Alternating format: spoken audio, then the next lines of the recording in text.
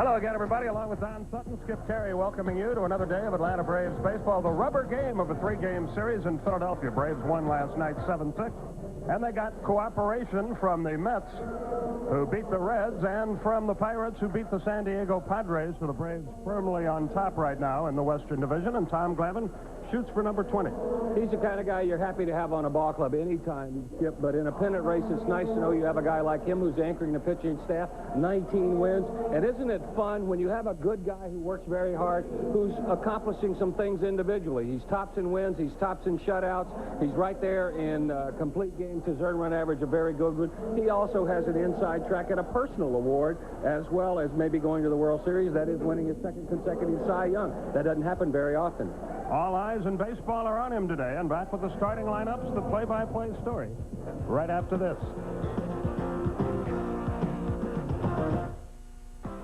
Atlanta Braves Baseball, America's team, is brought to you by Bud Dry. Dry brewed so it drinks light yet satisfies completely. By the official airline of the Atlanta Braves, Delta. We love to fly, and it shows. By Aflac, insuring over 35 million people worldwide. And by Armor All. There is a fountain of youth, and we own the patent. Armor All. Welcome back to Veterans Stadium in Philadelphia. The third and final game of the stop here. Before we run through the starting lineups, why don't you pause as we do and enjoy our national anthem.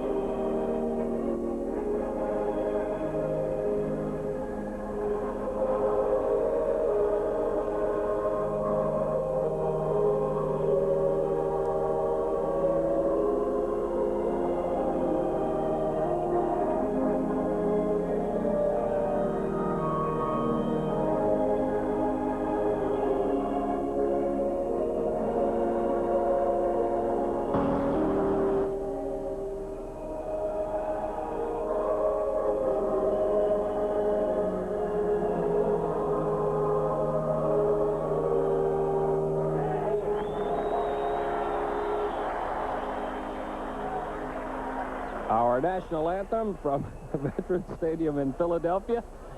The final stop against the Phillies. Let's have a look at the starting lineups for the Braves. Here's how they'll line them up. Otis Nixon will lead it off. He'll play center. It's Deion Sanders in left batting second. Then Terry Pendleton will hit third, play third. David Justice batting cleanup. He'll be followed by Sid Bream at first. Damon Berryhill behind the plate. Jeff Treadway gets the start at second. He'll bat seventh. Rafael Belliard, the shortstop, hitting eighth. And all eyes will be on Tom Glavine today as he pitches and bats ninth. Here's a look at the defense for the Phillies. It's the same we've seen the last few days, except Pratt is behind the plate, and the former Brave Ben Rivera is on the mound. A couple of changes they've made on Rivera. You're going to notice, if you remember Rivera pitching for the Braves, he threw from the side, high three-quarters and sidearm. They moved him over the top. They've also cut his pitch supply in half. He used to throw two fastballs, a slider, a curveball, a split finger, and a changeup. Now with the influence of Johnny Padres, the Phillies pitching coach, he's basically a four-seam fastball pitcher over the top. The curveball is his second pitch, and a straight change. And if anybody in the world can teach you one, pitching coach Johnny Padres can, is his third pitch. The umpires for today's game, here's how they'll line them up.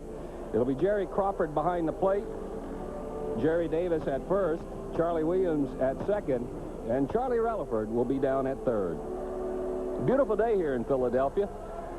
Actually, it's almost like a Indian summer, autumn day here. Very pleasant temperature. It'll be a good day to play. Good crowd showing up. The Philly fanatic doing his bit. Looks like, look at the eyes on that thing. Looks like he was out a little late last night. Well, he's just another pair of those eyes that are going to be on Tom Glavine here today. That's right. There's another look at the fanatic, one of the best of all the mascots in baseball, and that's Cattle rancher Leo Mazzoni funning with the Fanatic as we get ready to go, and Otis Nixon will lead it off. Wait. We're about set to get underway, and here with the play-by-play is Skip Carey. Now. Nixon is hitting .321, 2 homers, 18 RBI.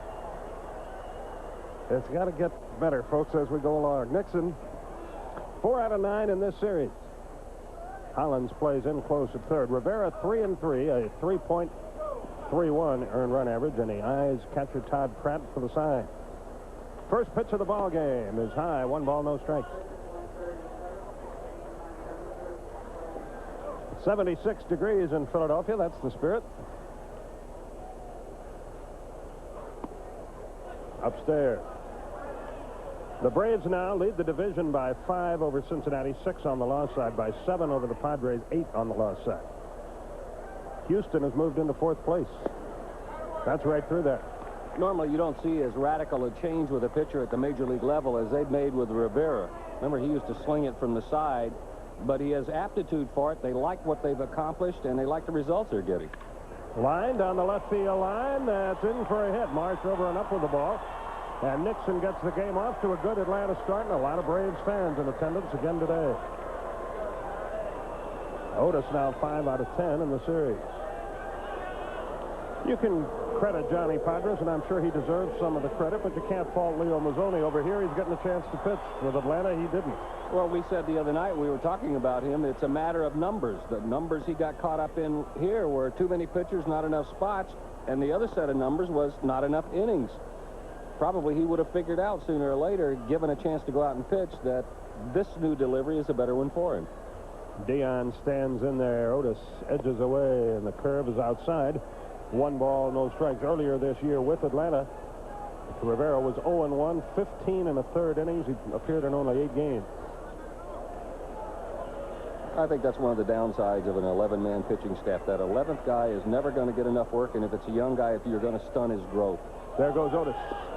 Strike call. Pratt's throw is high, and he was on his way up before the ball got there. Nixon steals his 32nd base in 46 attempts, so he's in scoring position with nobody out. Big jump on Rivera. He's already got a big lead, and Rivera has a big kick. He had such a big jump, he could sneak a peek down and is already to his feet before the throw got there. And from this angle, the same thing happened. Before the throw got there. Again. The stretch. Foul back. 1-2 is the count to Deion Sanders. Runner at second, nobody out.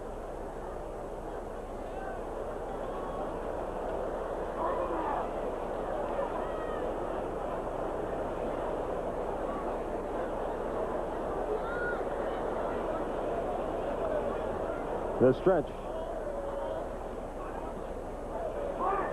Curve, chopped foul. You could see him concentrating on trying to pull the ball to get the runner to third base. That's a much better swing this year from Deion Sanders on breaking stuff than we saw last year. He and a curveball were complete strangers in '91, but he is a more disciplined hitter. He's a more patient hitter. Waits a little bit longer. That's why he's having better cuts at it.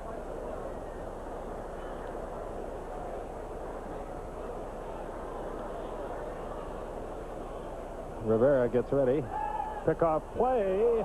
Throw pops away back toward the mound. Stay there, Otis. Good throw. It would have been close at second base. Bell slipped in behind Nixon, but Rivera's throw was offline.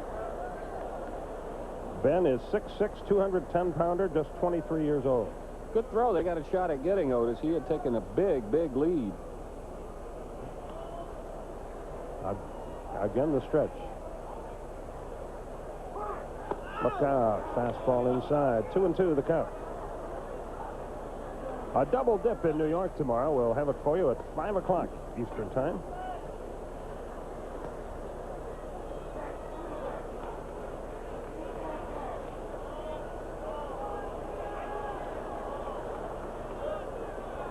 Got him with an off-speed pitch.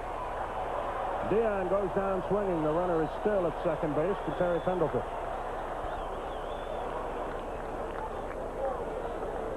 You could take batting practice off of 1,000 curveballs, and if it's as good as that one and in that good a spot, you're still not going to hit it. Big improvement in his stuff. We can already see it even after only a few pitches in the first inning. They play Pendleton straight away in the outfield. Terry eyeing a personal career high in RBIs this year. He drove in 96 one year for the Cardinals. He has 84 already for Atlanta and a chance for another one here. Todd Pratt with the sign. That breaking ball didn't do much. 1 ball, no strikes. He's 7 behind Sheffield and Dalton. Dalton not playing for the Phillies today.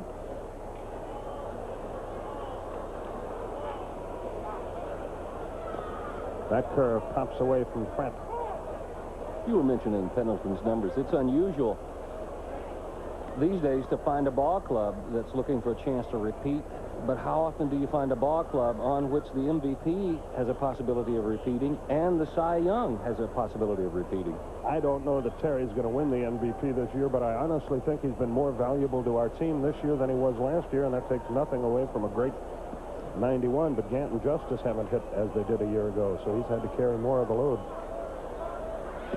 That's right through there. It's 2-1. What do you think of the MVP award? Is it properly named, or? I don't know. I don't think you can. People look at it so differently. There goes Nixon. He's at third, and the count is 2-2. Pratt and Rivera having a little trouble getting together here. That'll be a wild pitch and went into the dirt. I mean, has anybody been any more valuable to their team than Darren Dalton has been to the Phillies? No, that's the point I'm going to make. We'll take another look at this one. Off speed in the dirt. Pratt tries to block it, but he didn't do a good job of getting down low and getting his whole body in front of it. That's it. Is the best player, stat-wise, necessarily the most valuable player? No. No. Infield is back, except Hollins at third base. If we can just get a ground ball out of Pendleton, the Braves will take the lead.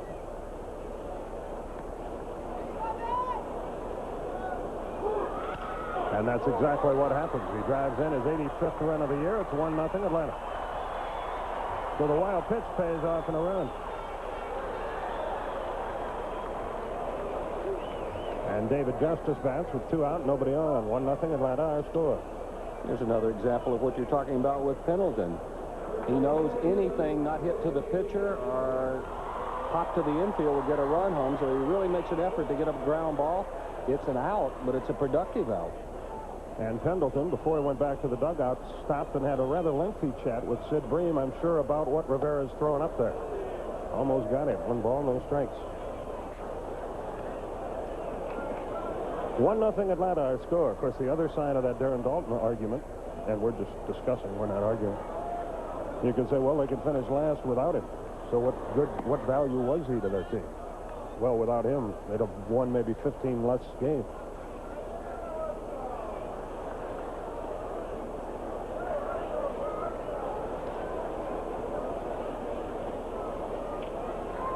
Maybe they should have a most valuable player on a winning team and a most valuable player on a also ran. He had a good cut at the fastball, but a little late. I think you ought to use a whole different set of criteria. But they do have a player of the year. That should be the guy who puts the best numbers up. But the guy who is most responsible for your team winning. Let up is in there, and it's 2-2. You got a quick shot there of another one of the things you were talking about, the many dimensions that Terry Pendleton brings to a ball club. He's sitting there. He had a rather lengthy at-bat there, saw a lot of pitches, and he's sitting there talking to the guys on the bench about good chance about what he's seen out of Rivera and what's different. A little check swing tap to the mound. Rivera throws him out. The inning is over. But the Braves get a run on a hit. They leave no one. We go to the bottom of the first. Atlanta 1, Philadelphia comes to bat.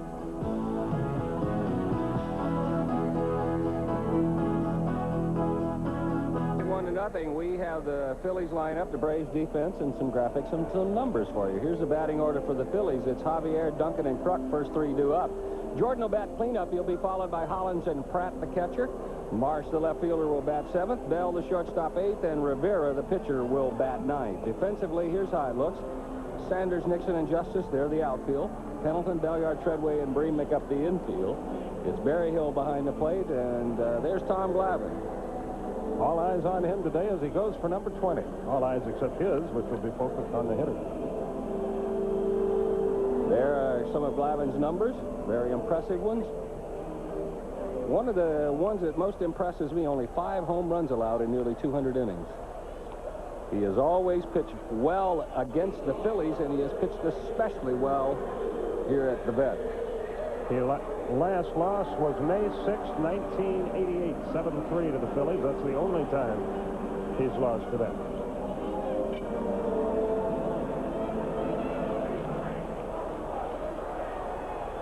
Here's a guy that's had trouble with Tom Glavine, too. He is hitless in his career against Tom, 0 for 9. And he's hitting .248 on the year is Javier, and the bottom of the first is underway. 1 ball, no strikes. 1-0 Atlanta is our score. The Mets and Reds play tonight at 8:05.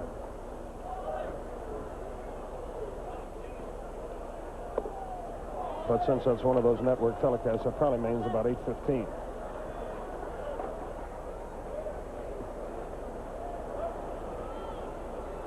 You want to go out on our way down to New York? Why not? Sounds good. Well, I can think of several reasons why not. Who's going to be the social director? Michelle Zarzaka. 3 balls, no strikes to count.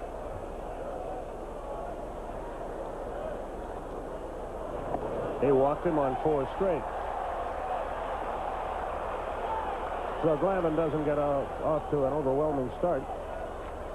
Here's Mariano Duncan. He was high and away with each of his first 4 pitches. The tying run is on base already. Javier, 10 out of 13 in the stolen base department. Bream holds him on over there. Phillies are a ball club with nothing to lose by playing aggressively, by going to the plate, hacking at it, and by taking some liberties on the base path. Throw to first, chases the runner back. We'll see the Phillies next weekend in Atlanta. Phillies got pretty good speed. They steal a lot of bases, but they're been most successful here. They're about to steal another one. He makes it easily. They stole that one off Tommy. No doubt about it. He had a running jump. He was going on first movement.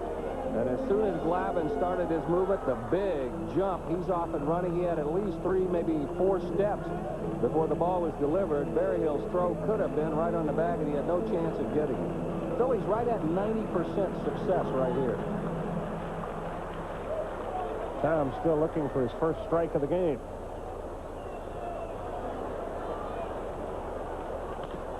Ground ball to short. Runner moves up. Duncan is retired. Runner at third, 1 out. And John Kruk, the batter, he's 0 for 8 in the series, which is unusual. He normally hits us quite well. He's the one guy in the lineup that I think we have consistently made good pitches on. Some of the other guys have had pitches to hit, but Kruk maybe has had 1 or 2 in the first 2 games to hit. Braves infield plays it about halfway here.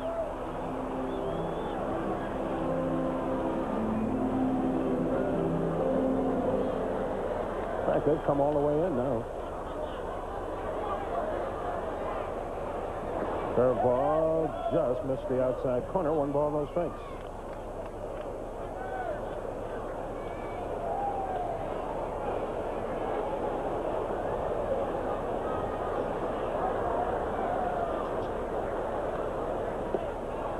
On the corner with a breaking ball, and the count evens, a ball and a strike. See this? I'm a little bit befuddled by bringing the infield here. You got a lead, but you got Ben Rivera out there. You got a rookie that you should score some runs off of. I just think you take the out any way you can get it and give up the run if you have to. 2 balls, 1 strike. We'll see how it works out. You know, obviously, if they hit the ball right at somebody, it's a brilliant move, but I think you invite a big inning early in the ball game when you give a hitter more hitting alleys, and you do that by bringing the infield in. Down the left field line, well hit, but twisting foul into the seats. And the count evens at 2-2. Plus, Kruk is more of a fly ball hitter than he is a ground ball hitter, too.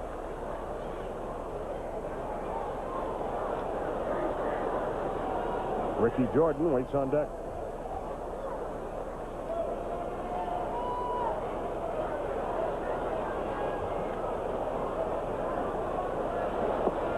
He missed low with a breaking ball. 3 balls, 2 strikes. So Glavine off to a stuttering start here.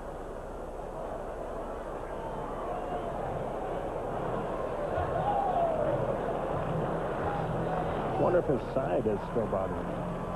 Maybe a little bit stiff. That's an old nagging. Out at first, safe at the plate. It'll be an RBI for Kruk. The game is tied 1-1. Nice play by Sid Bream.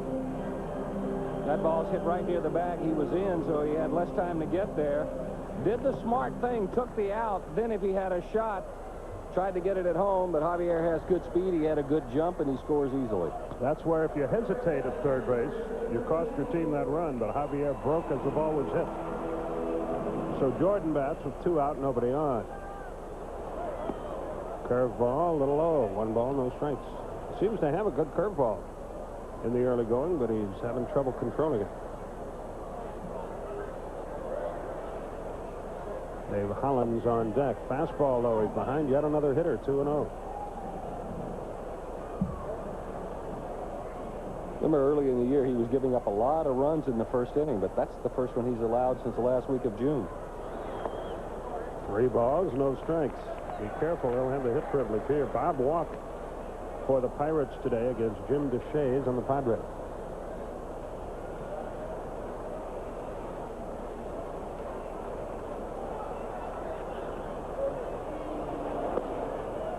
On the corner, it's 3-1. Glavine's whole delivery is set up to pitch away from right-handers. He starts on the third base side of the rubber. His motion takes him toward the outside of the strike zone. So if he's not able to pull all the way across, he's going to have trouble getting the ball to come in on a right-hander. See where he stands on the rubber? That's all the way over near third. So his movement is going to take him. You can see he's already dug the hole over there, closest to the third base side. His movement is going to take him to the outside part of the plate. In order to pitch inside, it requires a real effort to pull the ball. Right back where it came from, and the inning will be over. But it's tied up. They got a run on no hits. They leave no one. It's 1-1 after 1 in Philadelphia.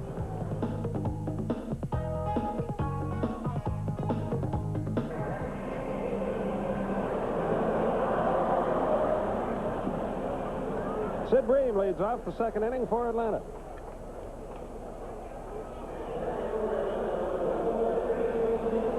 Sid hit a 2-run homer here last night. He's at 268 on the year, 8 homers, 50 runs driven in. 0-1 the count.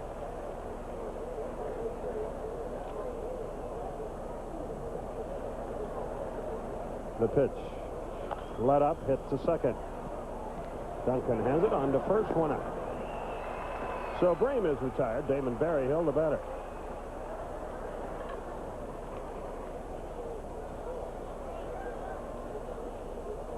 We get this word from the Braves office. Season ticket holders should use game number A in the back of their season parking book for the September 3rd makeup game against the Expos at 5:10.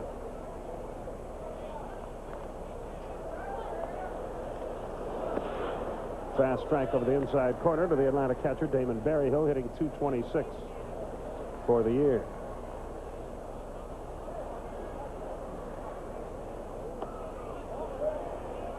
Outside with a breaking ball. A ball and a strike to count. Boy, beautiful day here. 76 degrees at game time. Curve swung, fly ball right field, but no carry to it. Kruk, in fact, in a couple of steps, 2 out. Curveball was up. He had a good swing at it, but there was enough speed off of it that it was almost like hitting a changeup right on the end of the bat. Damon not able to drive it. Jeff Treadway is the batter. Jeff hitting .235 with 4 runs driven in. He missed the first half of the year with a wrist injury. It's been sort of a wasted year for him. In fact, the last 2 he's been plagued by injuries and illness. Fastball outside. 1 ball, no strikes.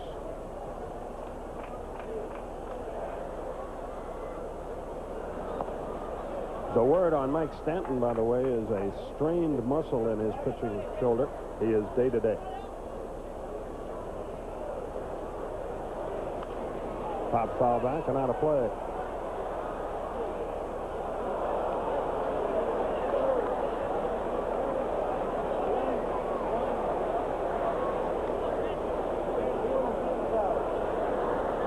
Worst seat in the house is out in the bullpen. Especially when you sit right behind a post. High pop. Into short left center field. Who wants it? The center fielder, Javier, calls everybody off, as he should. And Rivera breezes through the second. 1, 2, 3. We go to the bottom half. All tied, 1-1.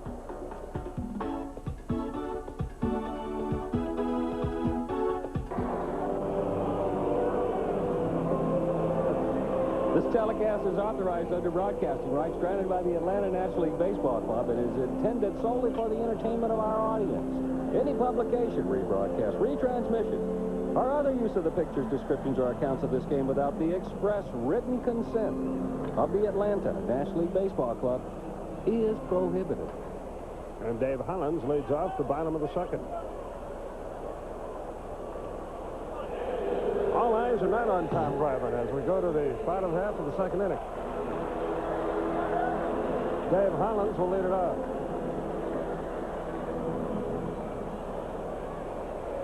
Hollins hitting .258. 19 overs.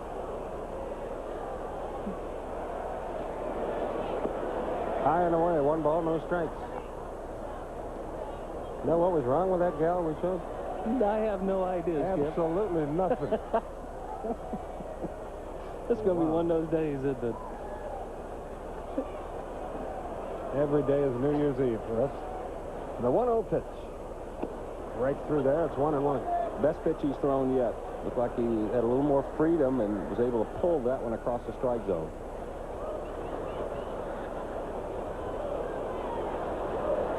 A ball and a strike to count.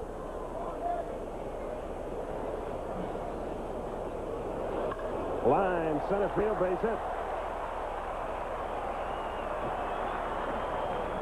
I don't know what it is, but something doesn't look right about Glavine out there. Can you pick? Am I imagining something? No, I think that you're 100% accurate in your assessment. It looks like he is not able. We're used to seeing Tom Glavine pull that front shoulder through and come all the way across with his delivery, even to the point where he's been able to pop the ball inside with a 4-seam fastball.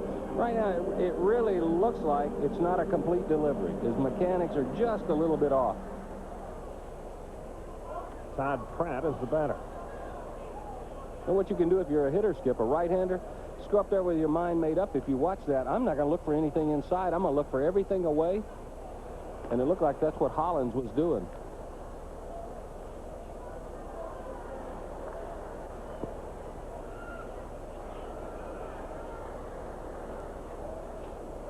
Todd Pratt, born in Nebraska, but grew up in the San Diego area, Chula Vista, California.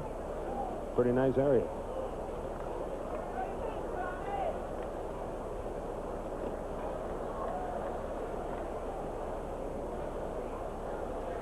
Originally a Red Sox draft choice, 6th round pick back in 1985. Up the middle, Belliard has it. Treadway 1, first 2, 6-4, 3 and out. 2 down here.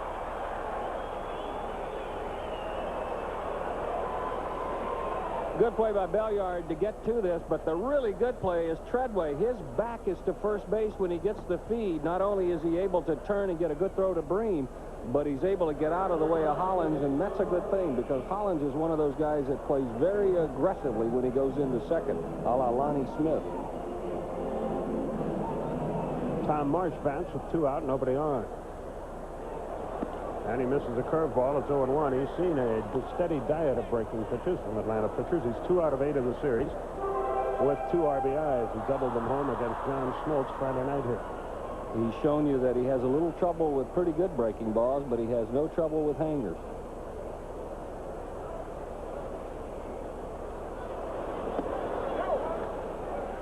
Fastball high, a ball and a strike. That's the first time Tom has tried to come inside on a right-hander.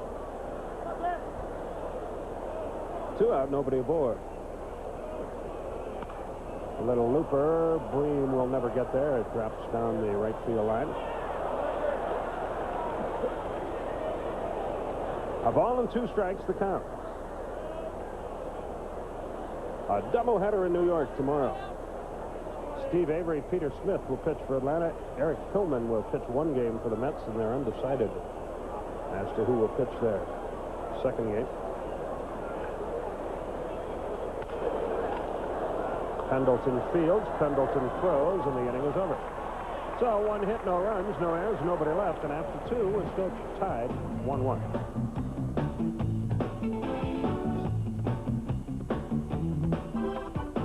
Top half of the 3rd inning, and Rafael Belliard will lead it off for Atlanta. We've now been told our telecast time tomorrow is 5:05, not 5 o'clock. I apologize. That would probably make game time at about 5:10, huh? Yeah, the Mets have gone to Turner time, starting their games at 10 after the hour. The first pitch to Belliard is high, 1 ball, no strikes. Our coordinating producer, Glenn Diamond, let us know about that, and we sure do appreciate it.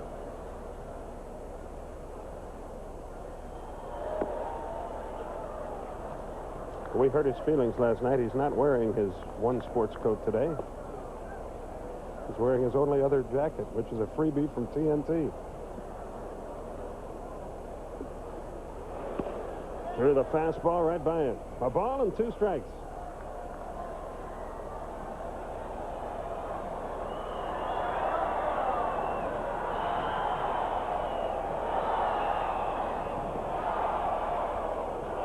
The Philly fanatics stirring up the masses here. Pop foul back and out of play. Still 1-2. Belliard at 213. No homers, 13 runs driven home.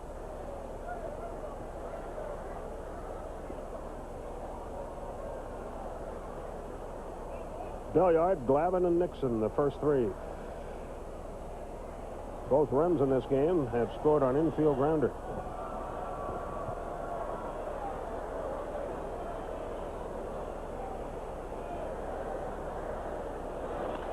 Looped into right. Kruk had him played perfectly, but he can't make the catch.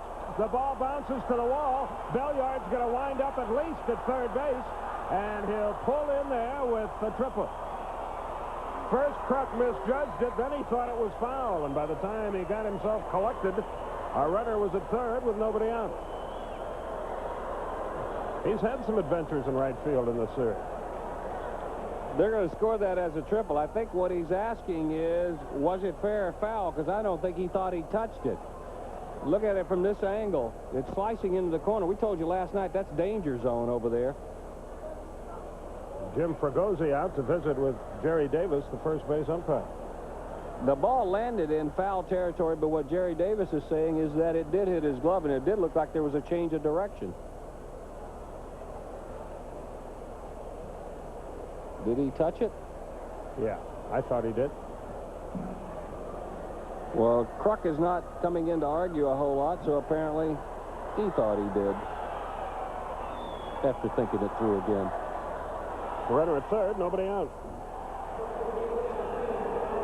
When that ball started off, it looked like an easy out, but it carried a little further than John thought that it would. So Glavine has a chance to help himself, and the infield is in. 1-1 our score. We are in the third. Hot shot, but right at the shortstop. Belliard bluffs down the line, but stays where he is, 1 out. Glavine hit it hard, but right at him. So that time, bringing the infield in paid off. And Otis Nixon becomes the key man in the inning. He bats with a runner at third and 1 out.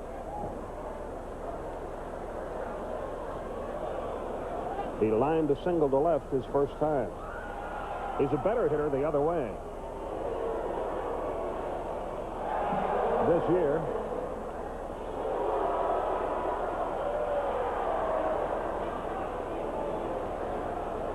Nixon has been a better hitter right-handed. Want to use my Brave stats? Yeah, I don't seem to have any. But I've got two. Here, it's highlighted. The pitch. Ground ball foul past third. Nixon, as a left-hand hitter, came into the game hitting .283, .372 right-handed.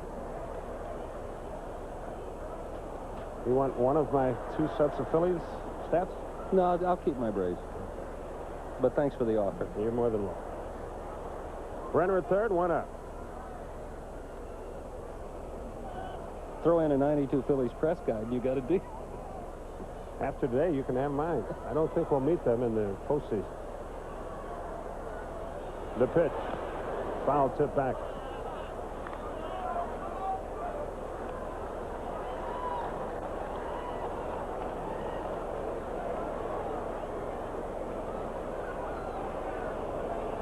Oh, and 2 the count.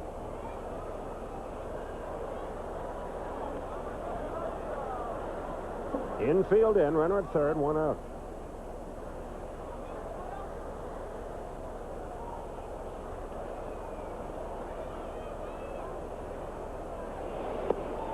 Missed down and in, a ball and 2 strikes. Rivera would love to get a strikeout here.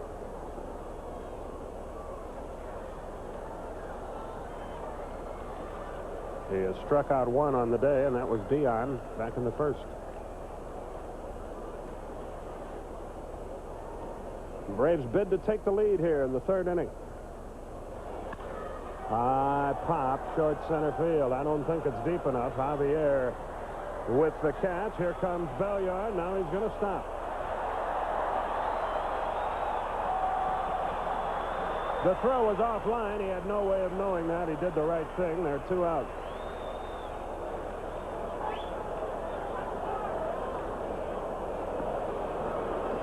The runner is still at third, and now it's all up to Deion Sanders, and the infield can go back to normal depth. Takes a 2-out hit now.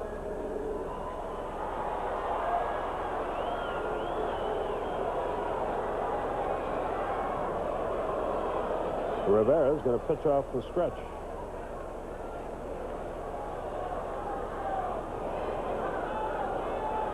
See if Belliard tries to force a balk. And on this pitch, curve hit off the end of the bat foul. It's 0-1. He was out in front on the breaking ball. The league hitting .254 against Rivera. Phillies are having one of those years, and I think we talked about it last night, where part of their struggle is the fact that they've had so many people disabled. If Rivera can continue to develop as a pitcher, throw Mulholland in there, get Tommy Green back, Kenny Howell, they get a chance to have some pretty good starting pitching next year. And if they have good pitching, they'll be an effective team. They will score runs. Yes, they can score some runs. A ball and a strike to count.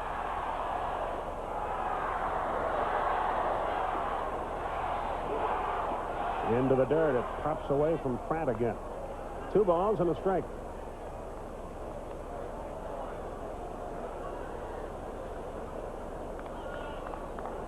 Dion stands back in there.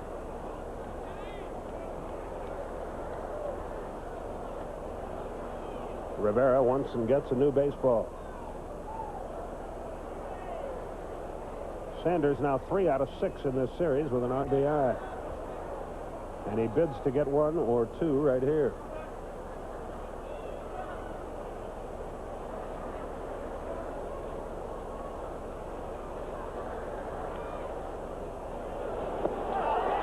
Made him look bad with that curveball again. 2-2 the count.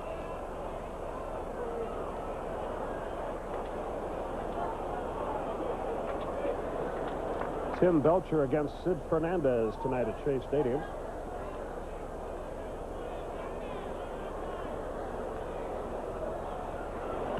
Line, Duncan can't make the play, and the Braves lead. See how they score it. Dion slips and falls, but scrambles back to first. It's a hit and an RBI for Sanders, and the Braves have the lead, though Duncan might have made that play. That should not be scored a base hit. It was hit hard, but he should have made the play. Actually, what he tried to do is a little bit of Ole. See, he had plenty of time to get in front of that ball, but tried to backhand it. You're going to get a consistent bounce on AstroTurf. You got nothing to lose by getting in front of it. That should have been an error. And perhaps that's an indication as to why this team is in last place in the East. Throw to first, close. Dion got back. I think he was going. So 2 hard-hit balls that might have been caught in this inning were not, and as a result, Atlanta has the lead. Well, we've talked before about how bad fielding is not necessarily the errors that are made, but the plays that aren't made that should have been. But on the first part of that note, Phillies are second only to the Dodgers with most errors. Dodgers with 136, the Phillies with 108. So I think you're right. That's one of the contributing factors to being in the cellar. And when your pitching is not real good, as we proved in Atlanta, you mix mediocre pitching and bad defense, you have concocted a potion that spells disaster. It means you got to score 7 to tie.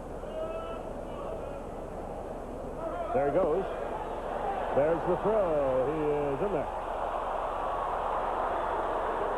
Dion's 22nd stolen base. He's in scoring position.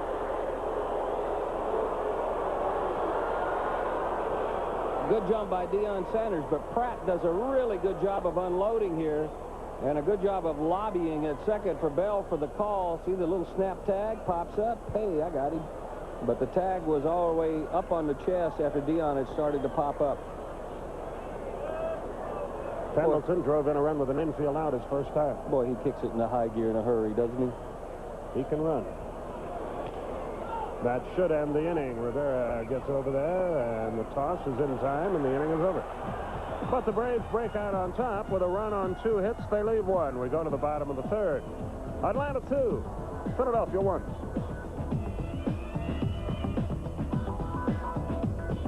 Third inning, and Juan Bell will lead it off. It will be Bell, Rivera, and Javier for the Phillies. 2-1 our score. Atlanta on top. Don Sutton, Skip Carey with you at the moment. Pete Van Weer and Joe Simpson will be by at the end of 4 1/2. But with you throughout the day, our coordinating producer Glenn Diamond and director Lonnie Dale, doing a bang-up job in the truck. All eyes are on them down there. That's certainly true. Bell hitting .222, as you see. He's 1 for 7 in the series with 1 RBI.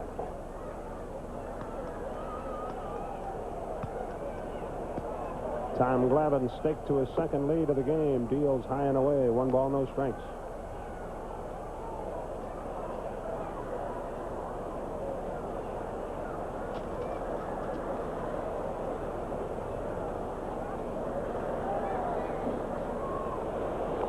Right off the end of the bat, he dribbles it foul over by the Philly dugout. A ball and a strike is the count. Wonder how many more deals will be done before midnight tomorrow. I think there's going to be quite a few last-minute deals. Remember, they have to be in the city that the team is playing in, right? By midnight tomorrow, isn't it? Yep, I think that's correct. 2 balls, 1 strike. I wouldn't be surprised to see Toronto make another one, and I think now that San Diego is convinced that they're in it, I wouldn't be surprised to see them get involved in the deal, too. 2 balls and a strike.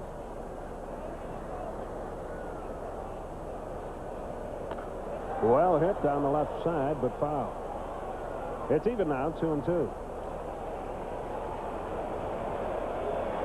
Tell you what, looking ahead to next year, and I know it's premature to do that. You know who I think's 1 pitcher away from being a contender?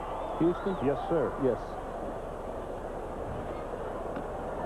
He missed a high fastball. Bell is rung up by Glavine. 1 away.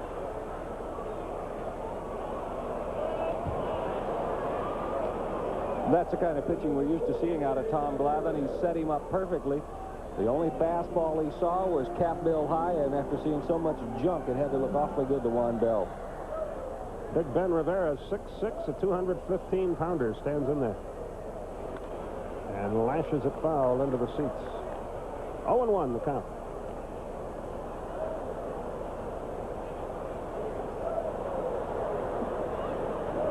Stan Javier waits on deck. Rivera has a unique batting stance. He hits sort of out of a crouch. He's wide open up there. Takes it away. The count evens at 1-1. There are a lot of hitters who hit with an open stance, but most hitters close up. Ben, being a pitcher, opens up, and then as the pitch comes, opens up a little more. Missed the low fastball. A ball and 2 strikes to count. I wonder what, if anything, the Braves will do between now and midnight tomorrow. Certainly the bullpen activity last night cause for concern for John Sherhouse, Dean Taylor, Bobby Cox. 2-2 the count. I would have to say that probably AT&T and Sprint are going to have 2 good days. Line fouled on the right side. Still 2-2.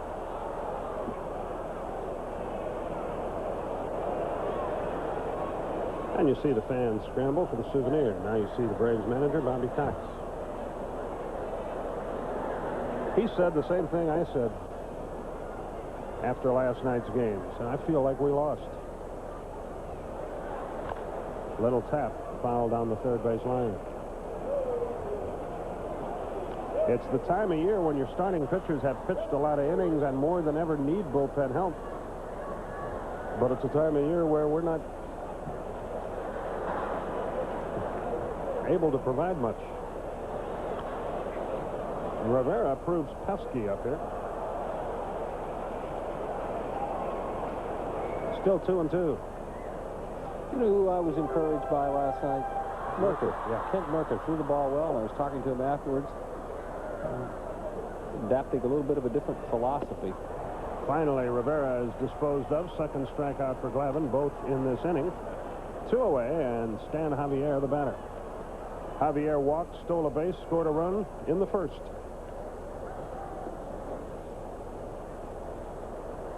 Two 3-0 for Atlanta, 1-1-0 for Philadelphia. 5:05 is TV time tomorrow.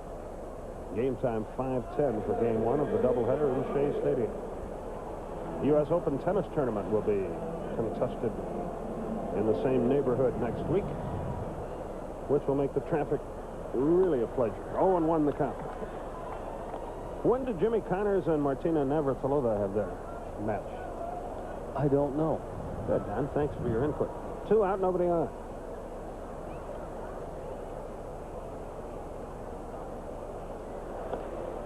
Pops away from Barry Hill all the way to the screen. A ball and a strike to count.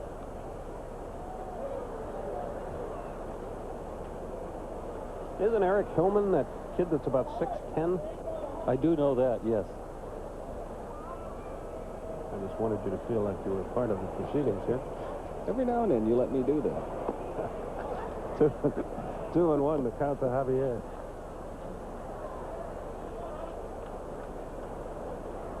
Mariano Duncan would be next. There are 2 out in the inning. He chased a pitch in the dirt. It's 2-2. Boy, we were talking last night riding back to the hotel. What a different type hitter Javier is now that he's getting to play every day. You used to love to see him come to the plate when he was in a Dodger uniform because he played so little. He looked awful up there. Now he scares you a little bit. Well, there's a line when you have a guy like him and the way he used to swing. The opening line of the scouting report is usually knock the bat out of his hand. Did he go? Oh, they say he didn't swing. I thought he did. 3 balls, 2 strikes. Glavine thought he did too. Yeah, we have seen that rung up more often than not this year.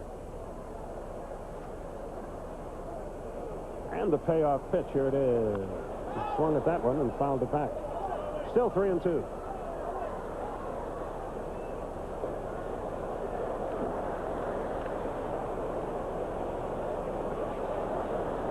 Well, Sid Fernandez pitches for the Mets tonight. That's good news. I'd just soon not face him. He's a tough hombre. And Glavine walks Javier for the second time in the game. He's a man who's never had a hit against him. Javier 11 of 14 in the stolen base department. He could be running here. Sid Bream in for a word with Glavine. Damon Berryhill to the mound as well.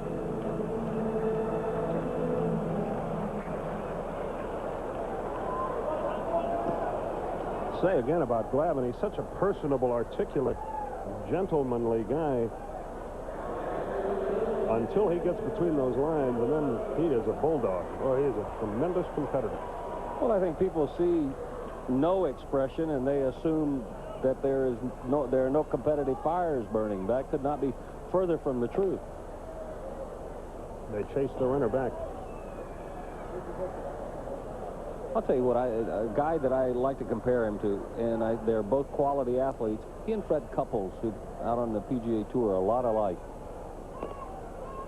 You don't know what's going on inside when you look at them, and you can't tell whether they're 6 runs up or 2 shots up or trailing. But you do know, if you know either one of them, you know that nobody competes any harder than the two of them. Henry Aaron was that kind of guy. Same guy. It looked like everything was so effortless. It wasn't, but that's the way he made it look, and he was a stoic type guy. You know, you notice we're mentioning some pretty spectacular athletes. Al Kaline was another guy who was the same way. And Don Sutton. You weren't very demonstrative, were you? Sometimes afterwards in the locker room, but... Well, that's what I mean, but No. The public persona was of complete control. You know what? I felt like out there, and it's... I hope it's not misinterpreted. It's really nobody's business what I'm thinking out there. The job is to get the job... The thing is to get the job done.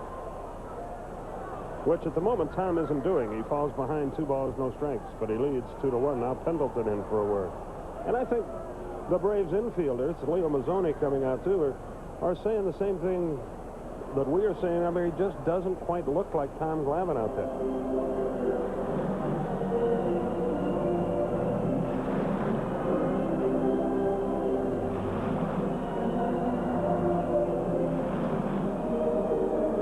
Jerry Crawford is going to try to move things along. And I think they're concerned about his physical well-being. Though Mazzoni didn't go first to the umpire.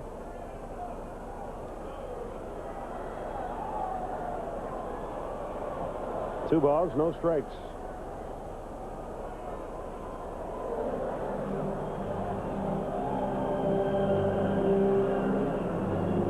I think Tom would like to win 20 today and get it over with. That's always out there for people to think about. Maybe a little bit of a burden to think about, but he's got a lot of family down from Massachusetts who came down to watch this one. They chase the runner back to first base. 2 balls, no strikes.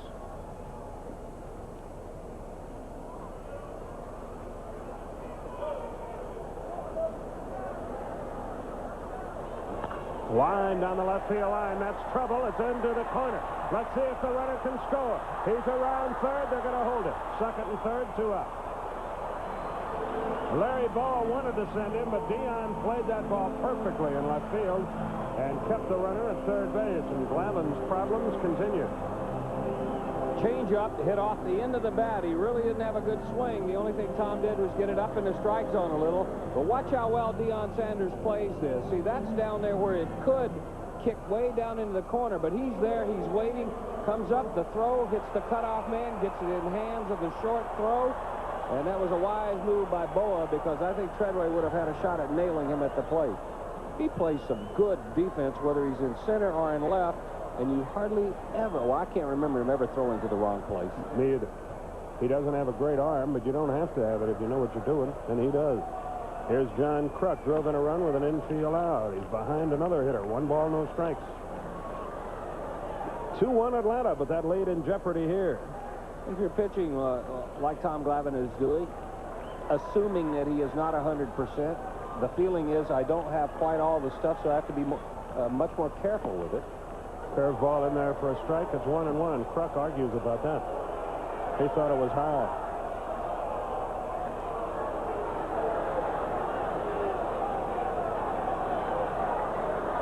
And I think he has a valid argument here.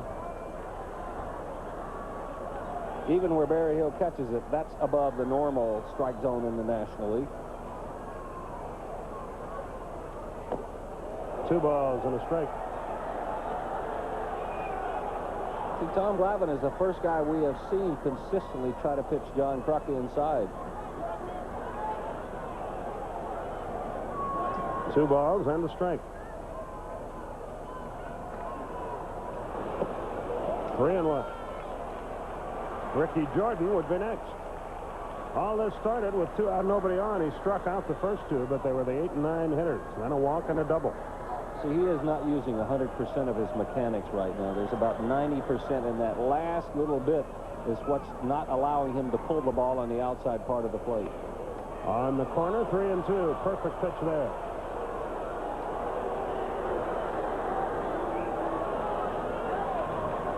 For John Kruk now, what can you look for? You've been pitched inside when you were ahead in the count. You got a 3-1 curveball. That was a perfect pitch. There's no way he could be up there setting on any one pitch 3-2. Fastball, fought off. Still 3-2.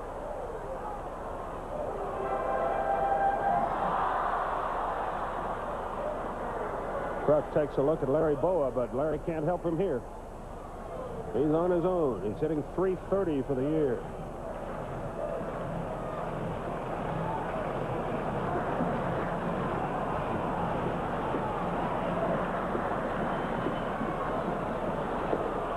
Downstairs, bases loaded. 3rd walk for Glavine.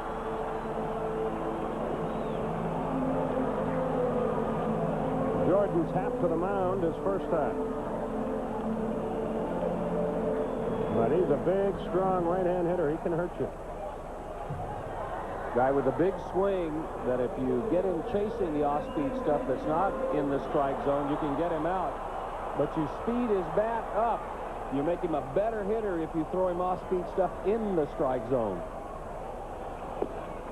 Fastball away. 1 ball, no strikes. No activity in the Atlanta bullpen. See, if you're Tom Glavine and there's something mechanically that doesn't allow you to pitch inside to a right-hander, you've got to change your aim. You've got to try to throw it down the middle. Because he's aiming outside corner and missing away. Just change the spot you aim to. Into left center. 1 run is in.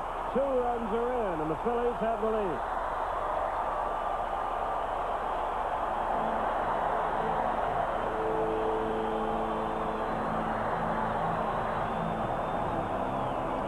Jordan drives in his 25th and 6th runs of the year.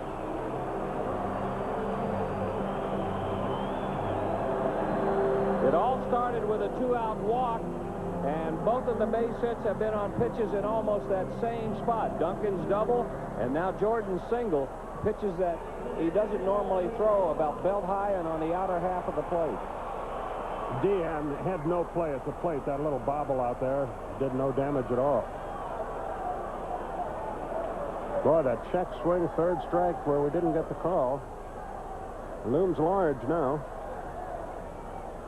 Hollins the hitter, and there's a strike on the corner, 0-1.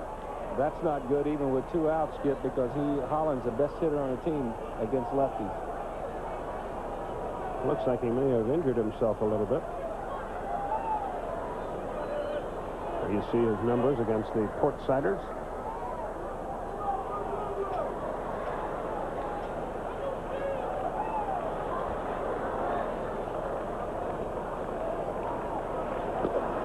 That's right in there.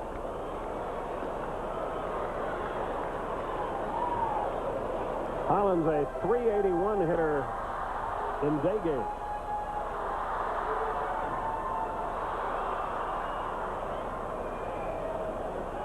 The runners lead at 1st and 2nd.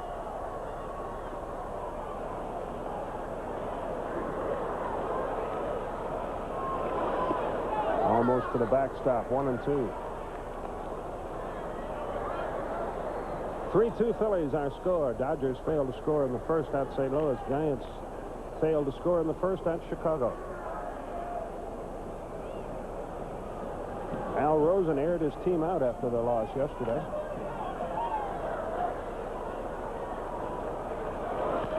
Pop foul back and out of play. It must be, in fairness to the Giants, it must be extremely difficult to concentrate when you're concerned about whether you have to put your house up for sale and where your kids are going to go to school next year. Plus, you know, they have the players themselves have to be getting some flack and being bugged by all the people who are making a run at trying to keep them out there. Now, you know the players are going to become the political footballs in that, too. Upstairs, it's 2-2. I wonder where all those people were when Bob Lurie was begging for help the last 5 years. Sitting somewhere saying it'll never happen.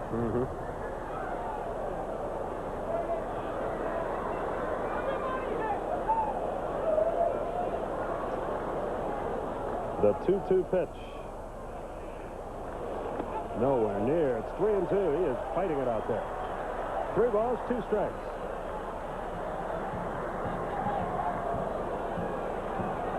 All this has happened with 2 out.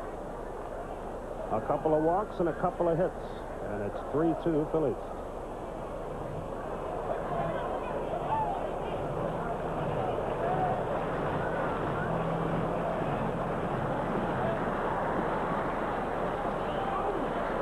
Pop foul back.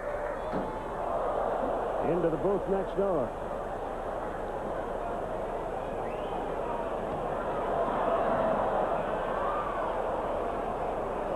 Count stays 3-2. Pendleton to the mound again.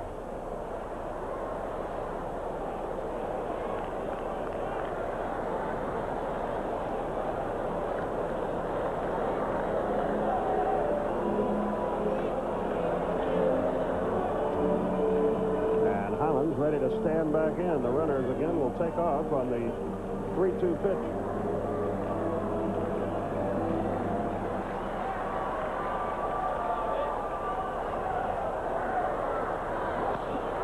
Fouled it away again. Still 3-2. This guy is becoming one of the most aggressive hitters in the National League, and he can do that for a couple of reasons. One, guys just don't pitch inside anymore to move them back, and number 2, I really don't think he'd care. He is that big and that aggressive. He is a graduate of the Joaquin Andujar School of Relieved Frustration. The 3-2 pitch.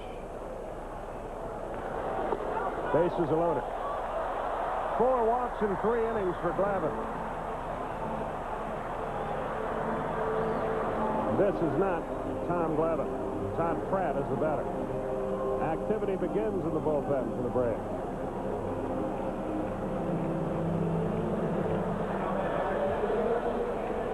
Randy St. Clair up and throwing.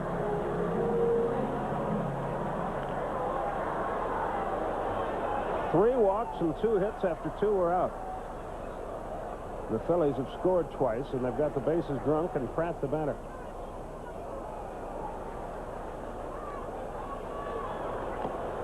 He did us a favor. Chased a bad ball. It's 0-1. Foul tipped it. He hit into a double play his first time.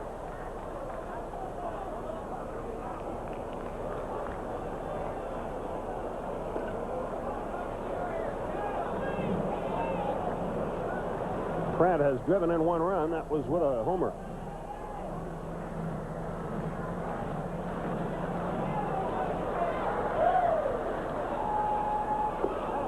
A ball and a strike. See, all the pitches are in the same spot. It's not like he's wild all over the place. Everything that he's missing with, he's missing away, and that's a pretty good indication that he just somewhere in his delivery or somewhere in his mechanics, there's something that's not allowing him to complete his delivery. Outside. Pratt hit .320 in 41 games at AAA with 7 homers and 28 RBIs. Let's take a look this time to see if Damon Berryhill is moving to the outside corner. If he is trying to get Tom to throw there, he might want to consider just staying right down the middle instead of moving out there. Line, left center, base hit. At least 2 runs will score. The throw to third. He is going to be safe there. It's 5-2. All this with 2 out, nobody on.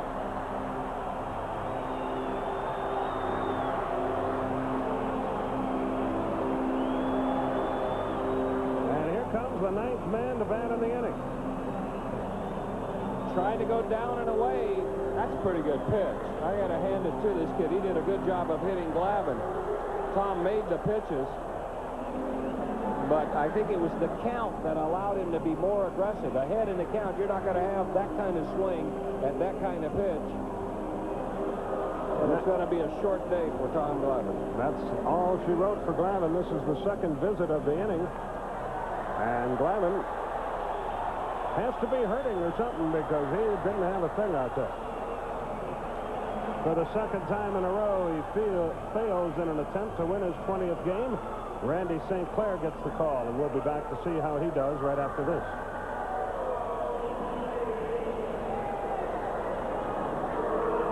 The line on Tom Glavine, not a pleasant one. 2 2/3 innings, 4 hits, 2 strikeouts, 4 walks, 5 runs. The runners on base are his responsibility.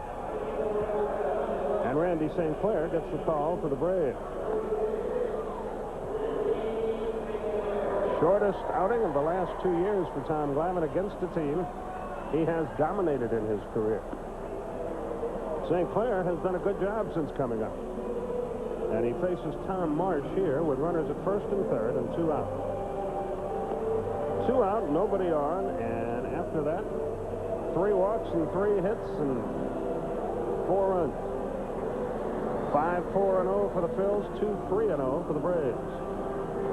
And all the walks coming on pitches that he couldn't catch the outside corner with, the place he normally lives, and the hits coming, with the exception of 1 on pitches up in the strike zone that he tried to get away. Of the 4 walks, 3 of them have scored. The other one is at third base now. League only hitting about 214 against Randy St. Clair. I'll tell you what I like about him, Skip. He is not gifted with the best stuff in baseball, but he walks out in the middle of that diamond. He is not afraid to throw the ball over the plate.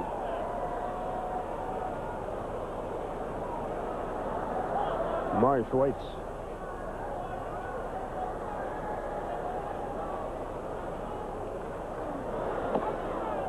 One ball, no strikes. He bounced to third his first time.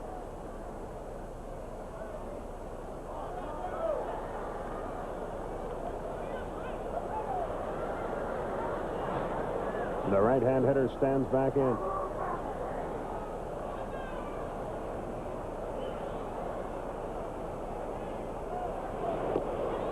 Just missed the inside corner. Marsh was hitting .241 in AAA when he was called up. 2 balls, no strikes.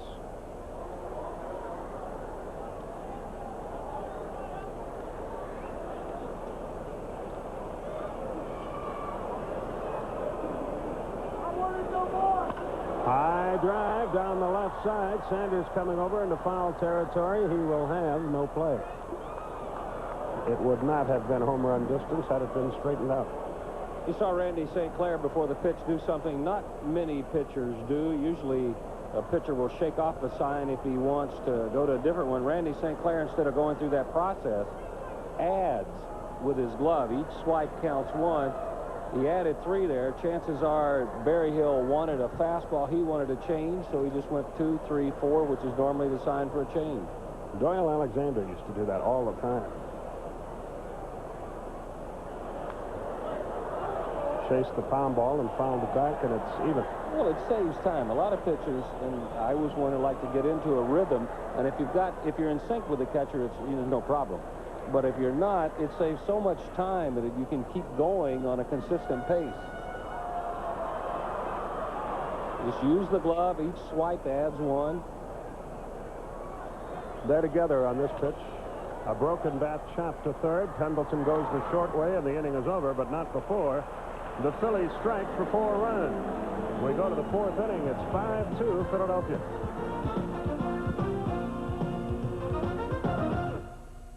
TNT wraps up its preseason NFL coverage tonight at 8 with the Stadium Show Special Edition.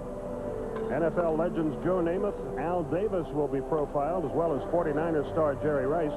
Bob Neal is your host for this look back at the preseason and preview of the upcoming regular season tonight at 8 o'clock on TNT. No game, but the Stadium Show nonetheless. We go to the 4th inning, and with the play-by-play story, Here's Don Sutton. All right, Skip, think it's going to be Justice Bream and Berryhill. First three due up. Braves trail it by 3. Phillies with a run into first, 4 more last inning. They took advantage of some wildness by Tom Glavine to tack those 4 on there. Braves with 1 in the first, 1 in the third. It's been a busy week for Bob Neal, hasn't it? I saw him doing a golf tournament yesterday. Yeah, but that was on tape. Oh, okay. You ought to know. You were involved in the project. Justice 0 for 1. He tapped back to the mound. His first time up. 0 for 2 career against Ben Rivera. Not many guys have had too many swings against Ben. Except maybe in BP and inter-squad games in the spring. He's got a lead to play with, and he misses 1-0. David's average continually climbing. He's up to 256 now. A dozen homers, 47 RBIs, and I think he has an 8-game hitting streak on the line He here. does, indeed. To right field, a little off the fist, though. Kruk, long run, and makes the catch. Kruk was playing in New Jersey, and that ball went up in the air, and he had a long run to get to it. He covered about 3 acres on that. He took the circular route, too. He sort of headed for the line and then made a right turn. One got over his head last night, and he wasn't going to let that happen again. 1 gone here in the 4th inning. Here's Sid Bream. Bream hit it on the ground to Mariano Duncan his last time up.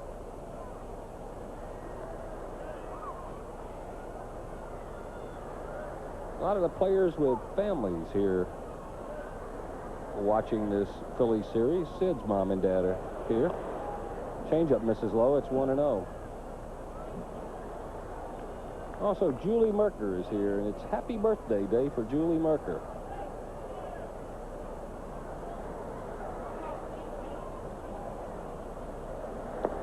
Down low, 2-0. And I don't think that's what they had in mind, did Padres and manager Jim Fregosi for Rivera. 3-run lead.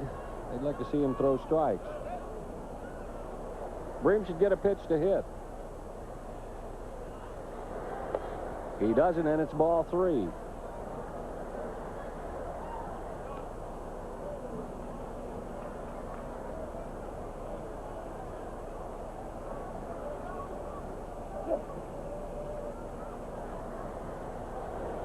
There's a strike. It's 3-1.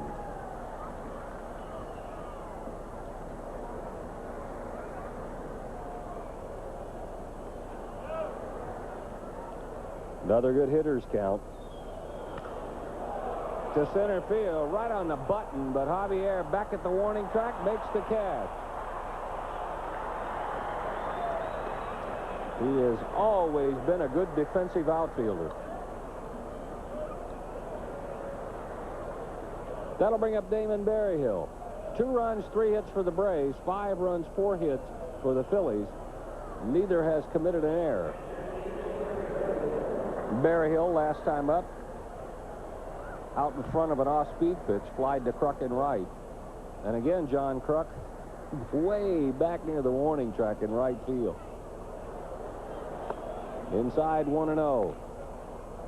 Look where Kruk is playing. Nothing will get over his head that stays in the park. That'll go foul. It's 1-1.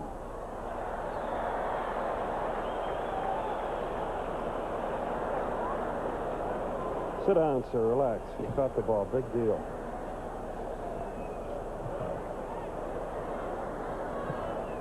The last couple of months have not been good ones for Damon Berryhill. John moves in a step now. He's now on the playing surface. Since the 4th of July, 28 ball games that Damon Berryhill has been in. He's 18 out of 87.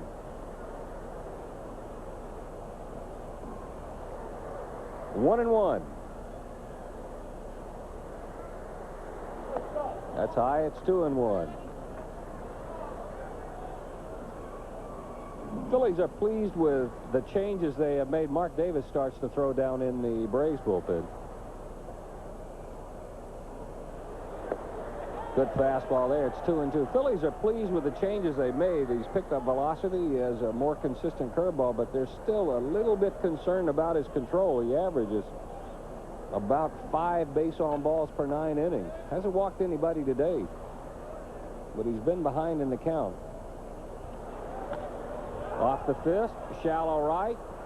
Duncan is there. Kruk could never get there, so it's Duncan that makes the catch. So Rivera has the Braves hitting it in the air to right, to center, and to second. 3 in a row go in order here in the 4th. We played 3.5. Phil's 5, Braves 2. No score after 1 in Houston. Pittsburgh at San Diego later, and Cincinnati and New York play tonight. Joe Carter has hit a 2-run homer, his 29th. Toronto finally has a lead on Milwaukee. Minnesota 1-0 over the Yankees. The other action in the junior circuit will follow later in the day. Yeah, it has already been a long game. 5-2 Phils. They're coming to bat in the bottom of the 4th inning. They have taken advantage of less than 100% Tom Glavine to get that lead. It's going to be Juan Bell leading it off, followed by Ben Rivera, and then Stan Javier. First pitch strike from Randy St. Clair.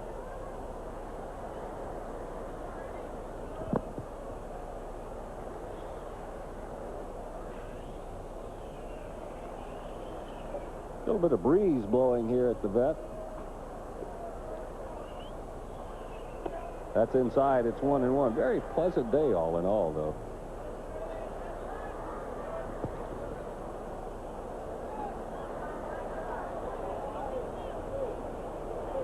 Other than pennant races, there are some individual races that are shaping up in the National League. There's a strike. It's 1-2. Sheffield and Kruk, along with now Andy Van Slyke, battling for the batting title.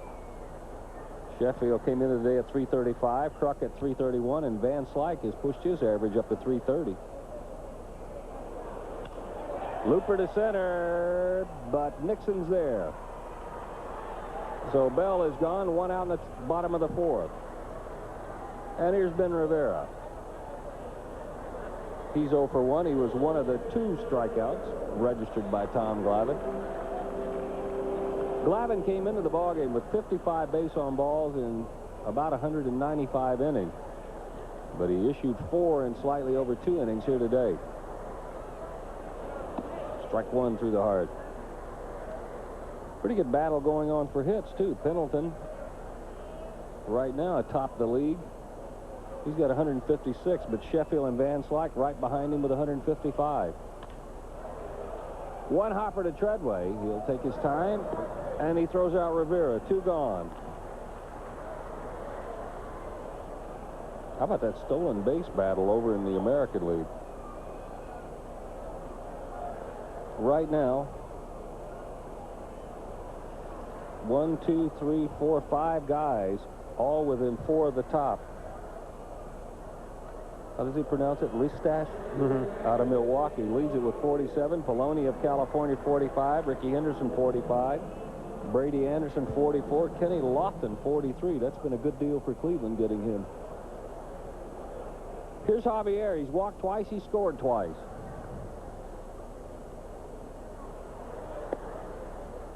Too low. It's 1-0.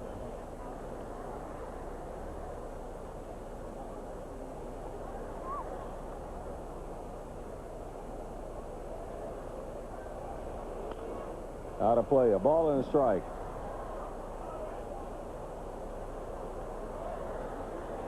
Sheffield and the Phillies, Darren Dalton, having a pretty good battle for RBIs. Both of them a cinch to get over 100. They're at 91 now. Chasing them is Terry Pendleton. Terry now has 85. Another one misses low. It's 2-1. Dalton says for the first time in several years his left knee is 100% healthy, and he's able to take his natural swing. He says that's why he's swinging the bat so much better this year than he has in past years. Changeup misses low. It's 3-1. Yeah, that's the drive knee if you're a left-handed hitter. Well, remember, that's what Ray Shore was telling us when he was down in Atlanta, that it's the first time he's been 100%. He's played through some injuries the last couple of years. Up the middle, base hit. Javier has one. That's 5 for the Phils. And he's been on base all 3 times he's come up.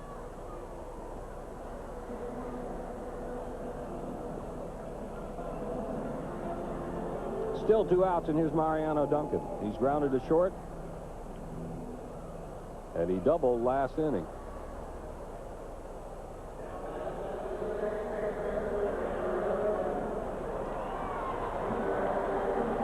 Last inning started very quietly. Glavine struck out Bell and Rivera before walking Javier. Then Duncan doubled, Kruk walked, Jordan single, Hollins walked, and Pratt single.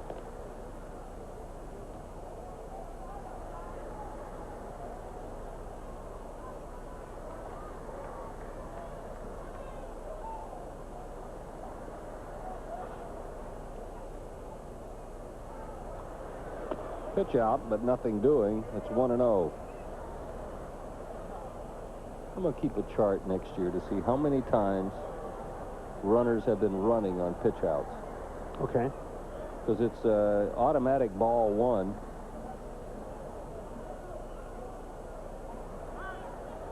It looked like he might have been going then. And just because you pitch out does not guarantee you're going to get them anyway. Exactly right. And in a count like this, what better time to run than right after a pitch out? Cubs on top of the Giants early on in Chicago, 1-0.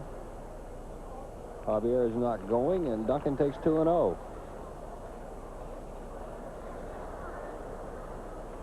Duncan started his career in the Los Angeles organization. He was traded to Cincinnati.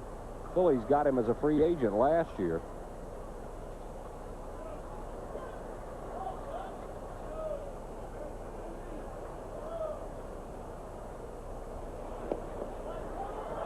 Did he foul it away? Apparently not. That in and out of the mid of Berryhill. See how they score that.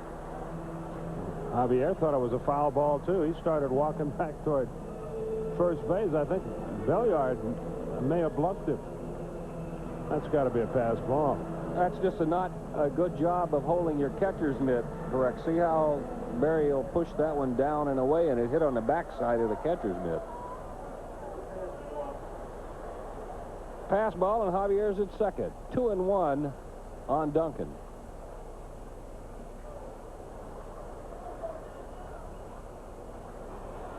Down low, it's 3-1.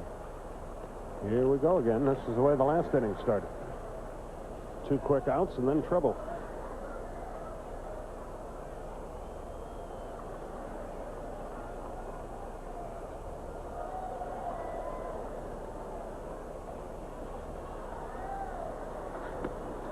That one floats in there. It's 3-2.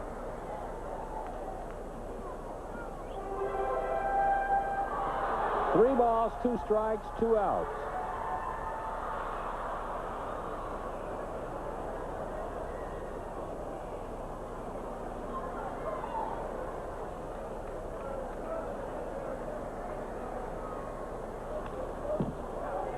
Duncan stays alive, still 3-2.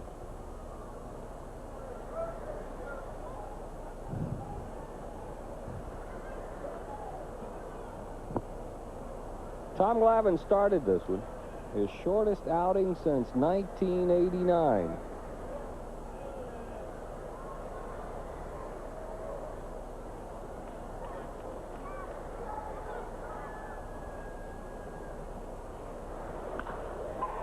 It's the bag. Pendleton will have to hurry, but he's not going to get him. And here comes Javier to score. Duncan will stop at second. It's a 6-2 Phil's lead. If Terry has this to do over again, he just hangs on to the ball. He had no chance to get him at first base, I don't think. Not after the ball hit the bag. But he takes a shot at him and throws it away. Bream can't come up. It's a hit, no RBI, and an error on Pendleton allows the runner to reach second and the other runner to score. So it is coming unraveled for the Braves here. They trail at 6-2. Both times, last inning and this inning, all the damage being done with 2 outs. They're going to pass Kruk intentionally. It'll be the 5th base on ball issued by Braves pitching today. That'll put them at first and second for Ricky Jordan.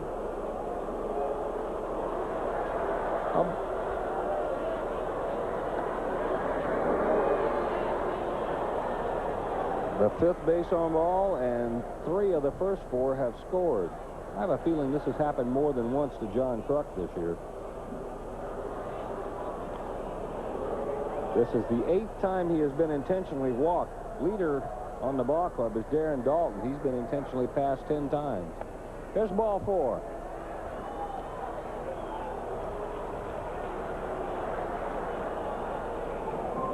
So Duncan's at second. Kruk is at first. And Jordan will step in. He's tapped back to the pitcher and singled. He's single home, too.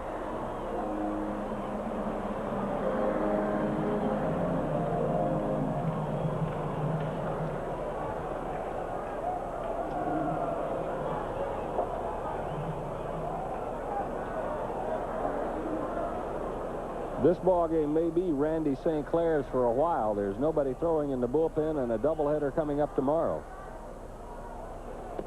There's a strike to Jordan. Jordan's coming off of a year last year when he hit .272, 9 homers. Didn't walk much, didn't strike out much. But the Phils would like to see a little more long ball pop out of Jordan's bat. To center field, Nixon late breaking back. He's not going to have a chance anyway. And Duncan will stroll home with run number 7. It's a base hit for Jordan and another RBI.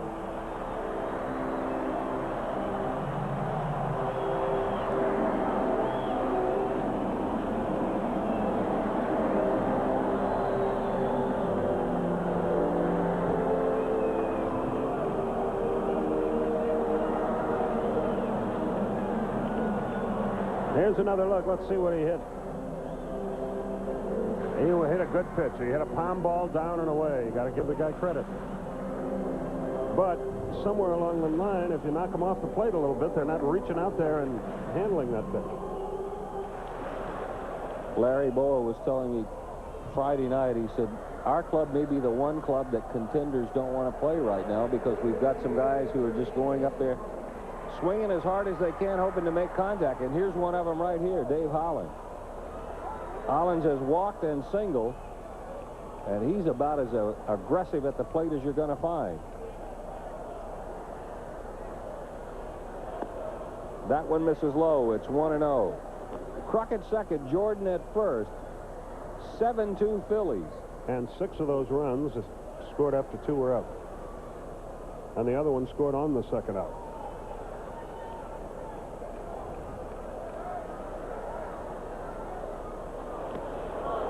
Good pitch from St. Clair. It's 1-1. Took advantage of Hollins' aggressiveness there. Took a little off that, put it in a good spot.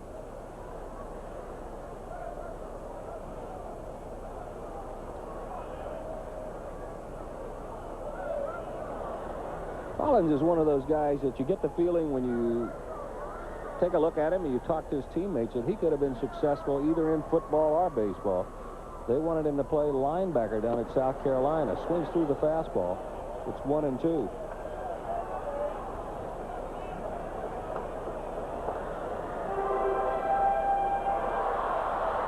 Likes conditioning. A couple of his hobbies are weightlifting and racquetball.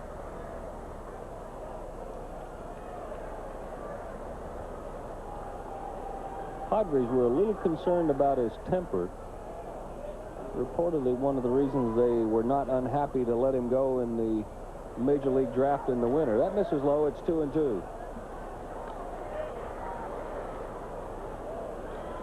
Then again, if they still had him, they probably wouldn't have gotten Sheffield. 2 balls, 2 strikes, 2 outs, 2 in for the Phillies here in the bottom of the 4th. Why would you be concerned because the guy's a good competitor? I would think that's what you would want. That's low. It's 3-2. I think it was the plumbing they kept having to replace. Take it out of his check. That's easy.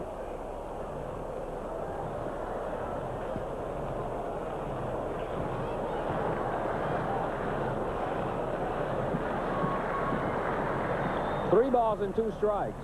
Kruk and Jordan will be on the move.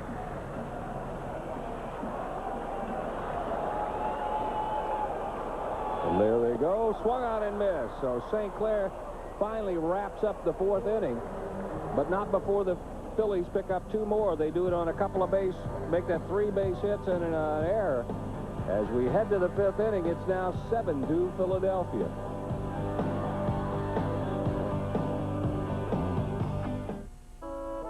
Willie Mays. It's not an autographed baseball, but it's a souvenir of sorts. Ben Rivera has 5 runs to play with. As the Braves come to bat here in the top of the 5th inning, it's Treadway, Belliard, and the pitcher spot due up. Mark Davis throwing down in the bullpen, so pretty good chance there'll be a pinch hitter. 2 runs, 3 hits, and an error for the Braves. 7-7-0 for the Phillies. Treadway 0 for 1, flied to center his first time up. A strike from Ben Rivera. One of the usherettes here at the ballpark just got engaged.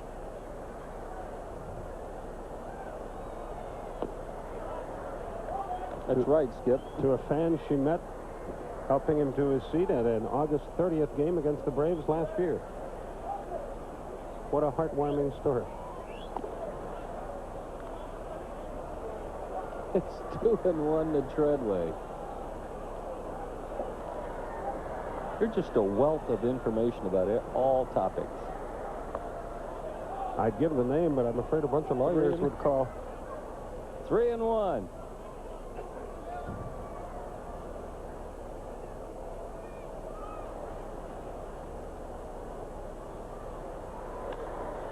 Looper to left. It's a base hit for Treadway. So a little encouragement for the Braves here in the top of the 5th. And here comes Rafael Belliard. Ron Gant has a bat. He's out on deck.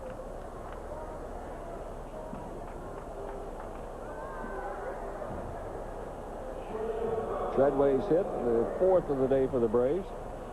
Nixon has 1, Sanders has 1, and Belliard has a triple. There's a strike. Remember, Belliard's triple down the right field line. John Kruk, a long run. It was off his glove into foul territory. Before John could track it down, Rafael was at 3rd. Good breaking ball. It's 0-2.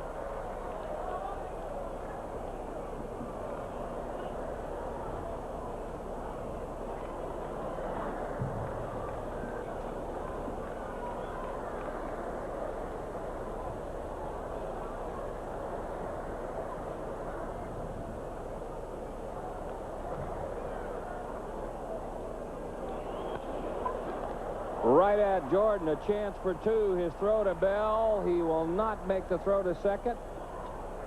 The throw looked like it might have been a little bit offline. That was a chance for a 3-6-3 double play.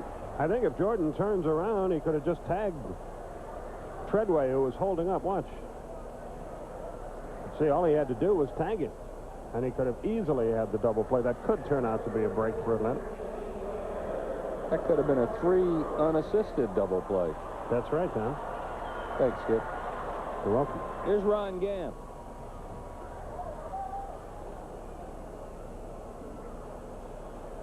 Not the sort of situation you'd normally see Ron Gant pinch hit in. He takes ball 1 outside. You see his numbers for the year.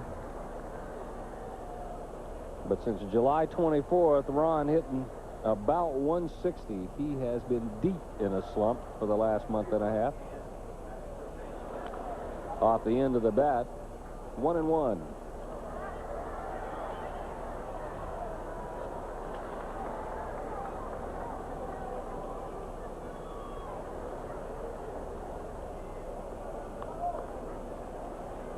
So Randy St. Clair, an inning and a third. He gave up 3 hits. He gave up 2 runs. Inside to Gant, 2-1. He walked one. It was intentional. He struck out one.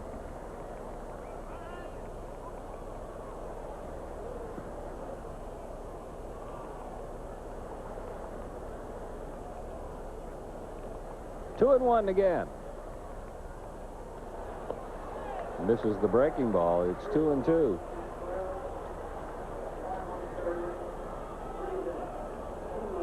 It's been a long dry spell for Ron Gant.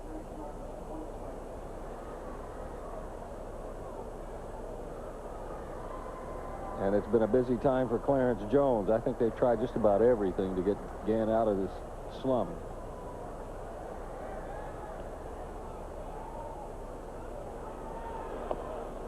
That misses. It's 3-2. I'm a little surprised they were holding Jeff Treadway on until they got to the 3-2 count. And they're still holding him on. That's Belliard. That's Treadway.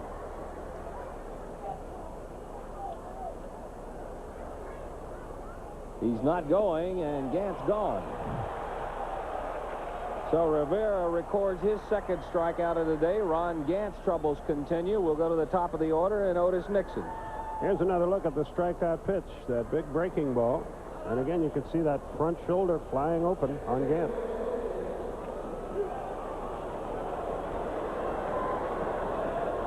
Nixon singled the lead off the game. Stole second, went to third on a wild pitch, came home with the first run of the game. Next time up, he flied to center. Off the end of the bat, shallow left, back goes Bell. In comes Marsh. It's Marsh who makes the catch. So the Braves get a base runner here in the fifth, but come up empty. We're halfway home. Phillies lead it, 7-2.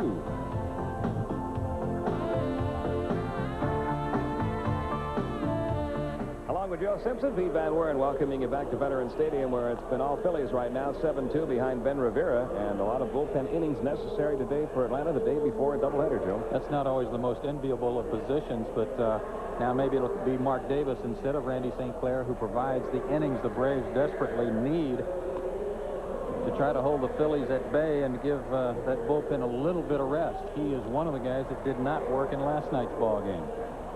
Making his 11th appearance since coming over from Kansas City.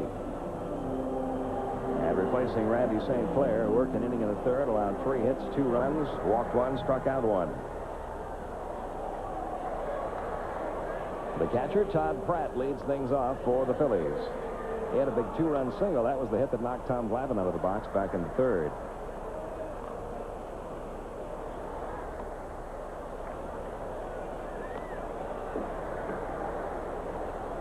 This little stretch of games the Braves have been in right now, they've lost 6 of 8 and trailing 7-2 in this one. With the exception of that game from Charlie Leibrandt last night, not getting many innings from the starting pitchers, the bullpen really being overworked.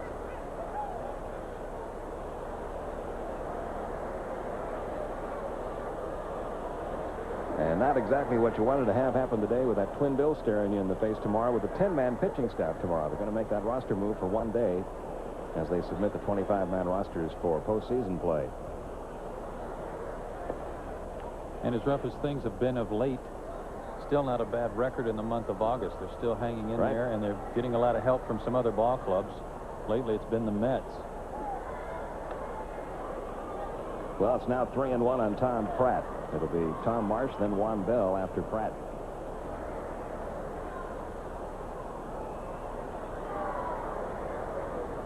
A few years ago, when Pratt was coming up in the Red Sox organization, he was a player the Braves were very interested in trying to acquire as they were trying to shore up their catching. And he draws a leadoff walk from Mark Davis to start out the bottom half of the 5th inning. That is the 6th walk issued by Braves pitching on the afternoon. And now another of the youngsters, Tom Marsh, who's 0 for 2 today.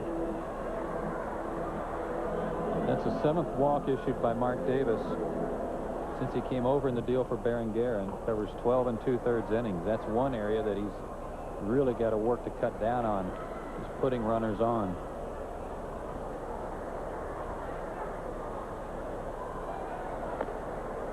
And he starts out Tom Marsh with a fastball high and away, ball 1. I think the mound's crooked. Everybody's been high and away on right-hand hitters, from the left side, haven't they? Tom Glavine had trouble out there, low and away and high and away. Maybe Mazzoni's going to go out there and straighten it. Now, here's what you can't figure out about a pitcher like Mark Davis. When you go back to that '89 season when he won the Cy Young Award, winning 4, saving 44, ERA 1.85, he worked 92 and 2/3 innings for San Diego that year, issued only 31 walks. The year before that, 98 in the 3rd innings, issued only 42 walks. Then all of a sudden, 1990 Kansas City, 68 innings, 52 walks. Last year, 62 innings, 39 walks. And that number you just gave since coming over to Atlanta. Where does a pitcher lose his control overnight like that? That's a question that the Royals weren't able to answer. Maybe the Braves can figure it out. Right up the elevator shaft. And Damon Berryhill is going to have a play on it. 1 gone. And that'll bring up Juan Bell. Tough play. Everybody else on the diamond's wearing sunglasses because the sun is directly overhead. You can check out the shadows, too. Davis didn't even know where the ball went. Look at that. He's straight up, and he's looking for some help. Good thing Berryhill saw it. So 1 gone. The runner still at first. Now Juan Bell, who has struck out and flied to center, leading off the 3rd and 4th innings. In fact, Braves pitchers got the first 2 outs in both the 3rd and the 4th innings, then gave up 4 runs in the 3rd, 2 runs in the 4th. A ball and no strikes to Juan Bell.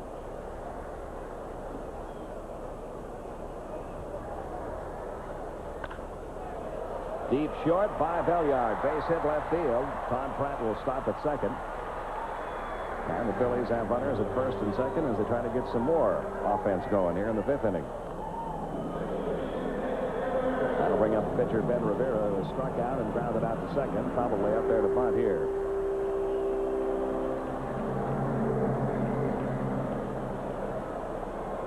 One thing about Ben, he doesn't often get cheated at the plate.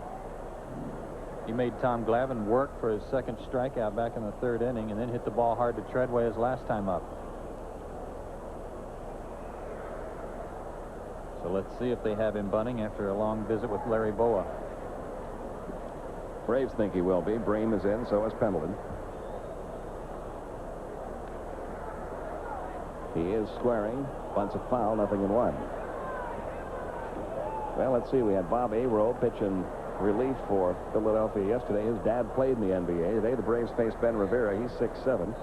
First game of the doubleheader tomorrow. The Mets are going to start Eric Hillman. He's 6'10". Undecided second game. Maybe Patrick Ewing, huh? I wonder how Ewing's cut fastball is.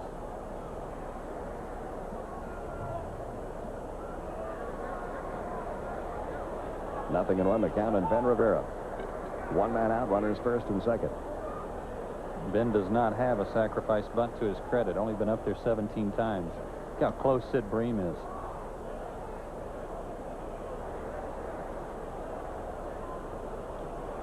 You've got a catcher with not a lot of speed, Todd Pratt, down at second. So if he bunts the ball a little too hard, you might be able to get a play at 3rd.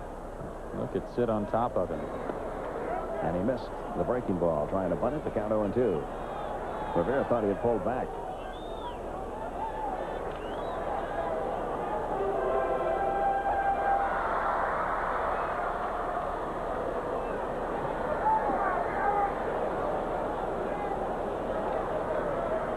I don't know, after those first 2 attempts, if I'm Jim Fergosi, I may have to change sides here. We'll see what happens.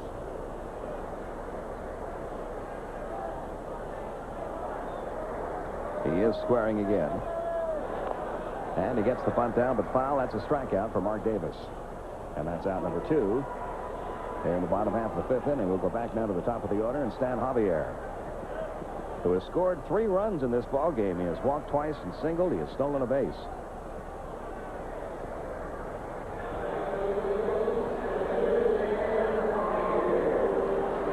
You know, when a guy takes advantage of some playing time like Javier is right now with Lynn Dykstra on the disabled list for the rest of the year, it can really change the way a manager, an organization perceives a player. Maybe they brought him over here as a role player, and he's trying to prove that he can be an everyday player for them.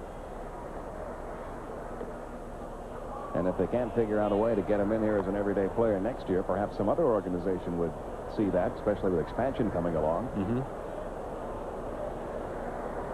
1 ball, no strikes, and Javier.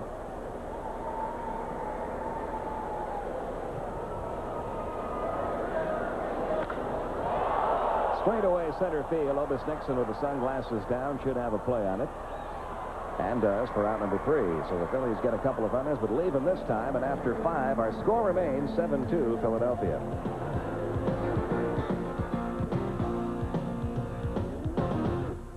Deion Sanders enjoying the antics of the Philly fanatic, but not perhaps the antics of the Philadelphia Phillies, who lead this ball game 7-2. Checking some other scores, St. Louis has taken a 1-0 lead. That's Cormier pitching for the Cardinals against Hershiser. San Francisco trailing the Cubbies 1-0 behind Trevor Wilson against Bollinger. Montreal 1-0. Pittsburgh at San Diego a little bit later, as is Cincinnati at New York tonight. In the American League, a home run for Joe Carter. For Toronto, they lead Milwaukee after 5. Minnesota has a lead over New York. Kansas City and Detroit just getting underway. In Boston and California a little bit later, as is Cleveland at Oakland, Baltimore at Seattle, and Chicago at Texas. We are moving to the 6th inning. Deion Sanders, Terry Pendleton, David Justice due up against Ben Rivera. So far has held his former teammates to just 4 hits. And a couple of runs, enjoys a 5-run lead right now. Deion Sanders 1 for 2. He drove in a run with a single in the 3rd. And the count 0-1 on Deion.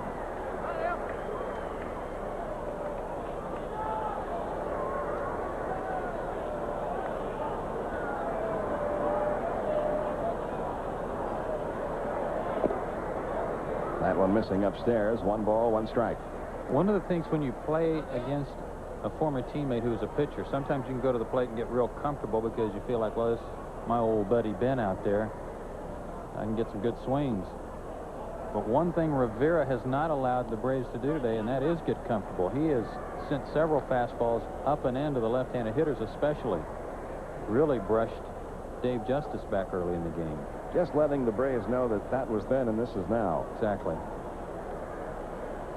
And you got to admire him for that. Here's the 2-1 pitch coming. And that one's fouled back. The count 2-2.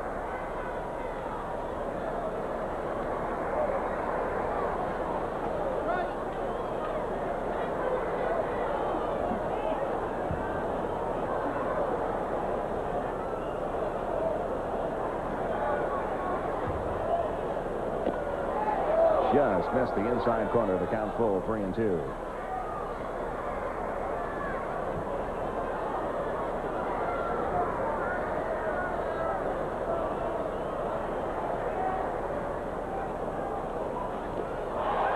Gets away from Pratt. Deion heading down to first, but Pratt's going to throw him out. And that's the 3rd strikeout of the game for Ben Rivera. 2nd time he's gotten Deion Sanders.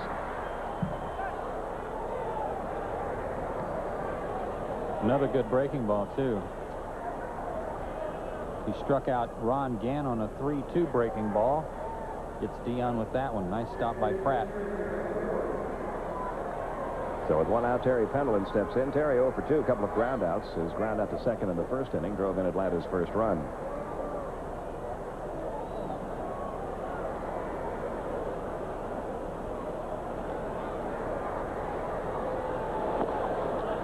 And he misses high and away, ball 1. One of the things that's pretty obvious to me about some improvement in Ben Rivera today, Pete, has been his control. And Johnny Padres has helped Rivera, the pitching coach for the Phillies. Little bouncing ball to first, fielded by Ricky Jordan. He'll take it himself. 2 down. And one of the things he did, and one of the simple things, was that he just had him change from a 2-seam fastball to a 4-seamer, going across the seams to try to keep his ball from moving quite as much. And you may remember also that in spring training, when he was with the ball club, the Braves, early in the year, he was throwing more 3/4 sidearm, and he's more up on top now than he was when he was with Atlanta. Now David Justice is 0 for 2. He's bounced to the pitcher and flying out to right. Well, there's no question that the Braves didn't want to lose Ben Rivera. It was just one of those situations where they couldn't get him enough work. He was out of options. They knew he couldn't clear waivers. They knew somebody would play them. So they were just shopping him around, trying to find a team that would give some quality in return. And the Braves did get some quality in return. Donnie Elliott, who's done very well at Greenville and may be heard from in the future with Atlanta. Little check swing roller back to Rivera. Juggles it a bit, but throws out Justice, and it's a very easy inning for Big Ben. 1-2-3, go the Braves in the sixth. After 5.5, still 7-2 Phillies.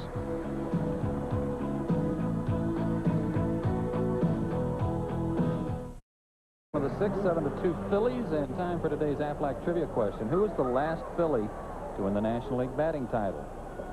We'll give you the answer the top half of next inning. And for the Phillies, it'll be Mariano Duncan, John Kruk, and Ricky Jordan. There's Dallas Green, former Philadelphia manager and general manager, now a scout. That's for the Mets now, doesn't he? And a called strike to Mariano Duncan, who is 2 for 3, a single, a double. He's scored a couple of runs.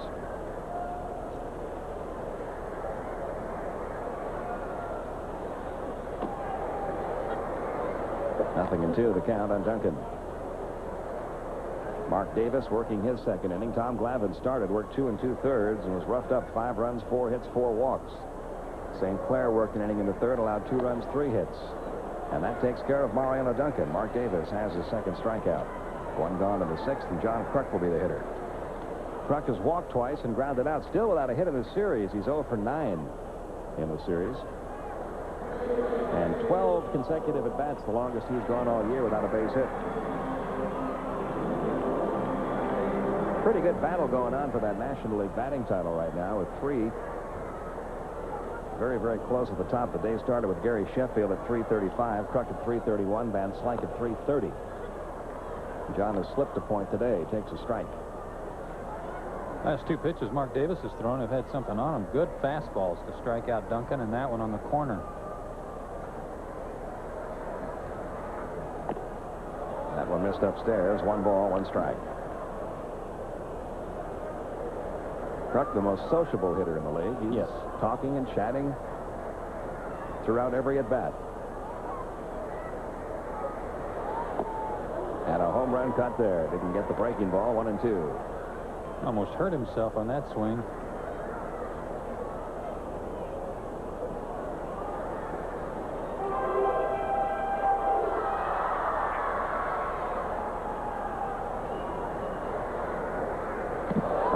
All the way to the backstop. 2-2. See, I like that personally. I mean, I don't mind that he threw one to the backstop simply because he was ahead in the count. Keep some guys honest, make them realize that you may be just a little bit wilder than they thought.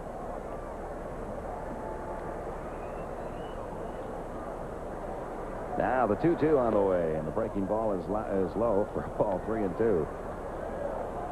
You see Kruk keeps staring over to the Atlanta dugout. He may be looking over at Leo Mazzoni, who was a neighbor of his. When that pitch sailed all the way to the screen, he stepped out of the box and stared over toward the Braves dugout. I'm sure at Leo. There's ball 4, breaking ball missed. Walk number 2 issued by Mark Davis. And that is walk number 7 off Atlanta pitching. And the batter will be Ricky Jordan, who's had himself a good day. He's 2 for 3. Driven in 3 runs with a pair of singles, and while he is only hitting .258 for the year against the Braves this year, he's at .333 now, 12 for 36.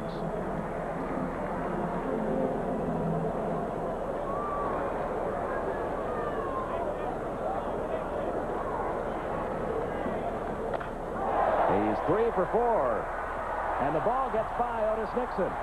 Kruk heading for third, heading for second now is Ricky Jordan. The throw there, he's in there safely.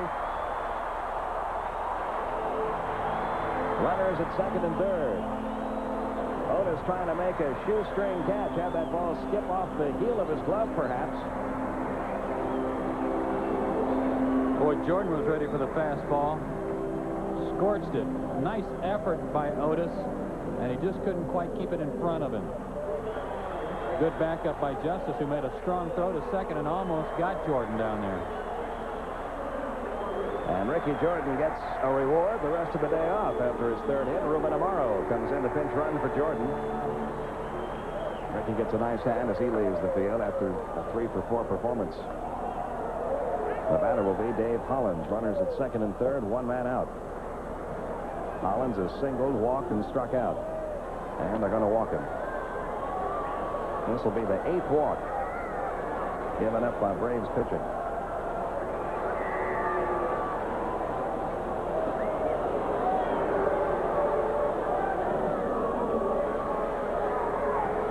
They'll go after the rookie catcher, Todd Pratt. Well, it's pretty obvious that the Braves can't allow any more runs to score if they're going to have any chance at all to catch up. Ben Rivera has been too tough today. He's allowed only 4 hits. And they already trail it by 5. The third walk issued by Mark Davis. Bases now loaded with Hollins at first, Amaro at second, Kruk over at third, and 1 man out. Pratt, a 2-run single back in the third. He's also hit into a double play, and he's walked. And no activity in the Braves bullpen. This is Davis's inning. Infield's going to play in at first, about halfway at third. Double play, that second and short. Breaking ball for a strike, 0-1.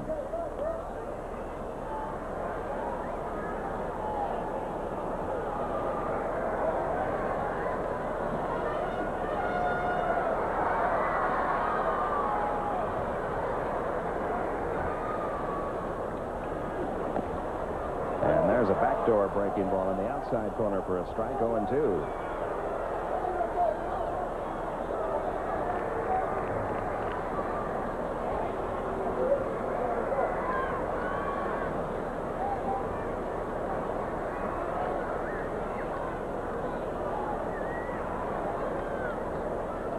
Now the 2-strike pitch to Pratt. Ground ball left side. Belliard can't get it. Base hit. Kruk scores. Amaro around third heading home. Here's the throw home. It's out in front of home plate. The throw goes to third. Now safe there. 2 runs are in.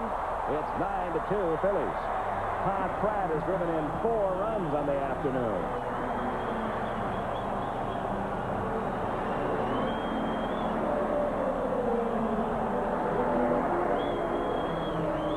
Ahead in the count, too. High fastball, tried to run it past him, and Pratt had just enough on it to get it past Belliard. His second 2-run single of the afternoon. Sanders' throw well off the mark.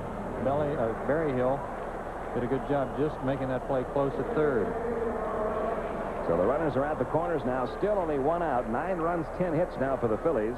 And here's Tom Marsh, who's 0 for 3. Out of play, 0-1. I like the way that Dave Hollins plays, too. Even though his ball club has got a big lead, he's still trying for that extra base and made it on the wild throw by Sanders. Well, his teammates will tell you he's just one of those old-fashioned, hard-nosed, grinded-out kind of players. Gives you 100% effort every day.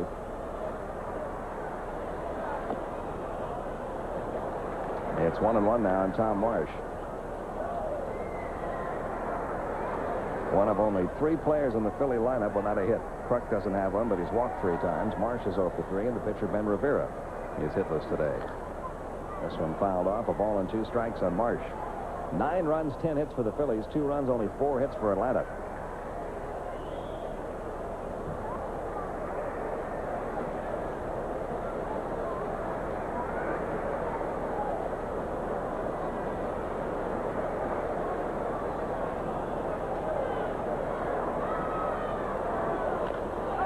Chopped over the mound. Davis didn't know what that one was. Belliard barehand grab. Throw on to first in time. Great play, Belliard. A run scores as Hollins comes home from third to make it 10-2.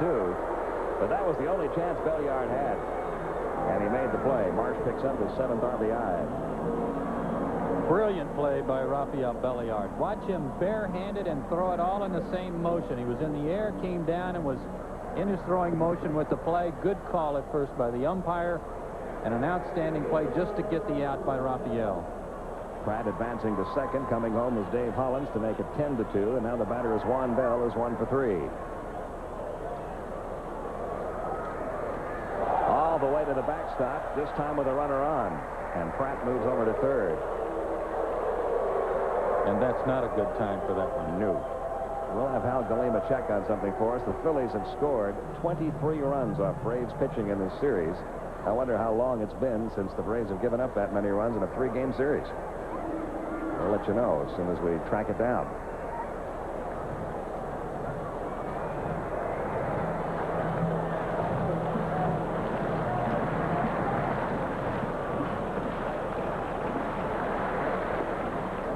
That's in for a strike. 1 ball, 1 strike on Juan Bell. 10 runs, 10 hits for the Phillies, 2 runs, 4 hits for the Braves. Braves have made an error. Braves pitchers have walked 8.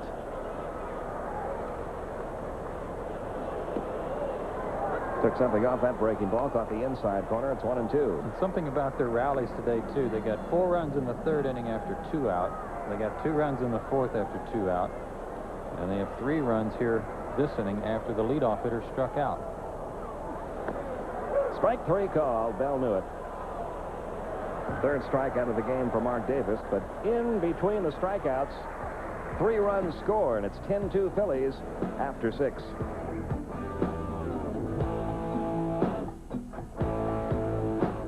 Now for the answer to our Aflac trivia question. Who was the last Philly to win the National League batting title? Pete picked Richie Ashburn. I picked Gary Maddox. The winner is Richie Ashburn. And you know they have a petition drive going here at the vet. Richie, who's one of the all-time great outfielders, now a broadcaster for the Philadelphia Phillies, not in the Hall of Fame. A lot of people think he should be, and they've got a special booth set up here at the vet that you can drop by and sign your name to. They're trying to get a petition sent to the Hall of Fame, to the Writers Association, to think about Richie, who would have to be voted in by the Veterans Committee now. Ruben Amaro stays in the game in right field, and moving from right field to first base is John Kruk as we go to the 7th inning. Braves down 10-2, and Sid Bream will lead off. He's 0 for 2. He's grounded out to second and fly to center. The last time a team scored this many runs against the Braves in a 3-game series, you have to go all the way back to June 26th through the 28th, when the Cincinnati Reds swept Atlanta, scored 25 runs in those 3 games. Phillies have scored 23 in these 3 games. It won't be a sweep, of course, since the Braves were able to hold on and win last night. In the center field, Javier battling that sun out there. Puts it away. 1 pitch, 1 out in the 7th. And Damon Berryhill will be the batter. Mark Wohlers throwing now in the Atlanta bullpen. Berryhill 0 for 2. He's flied to right and popped to second.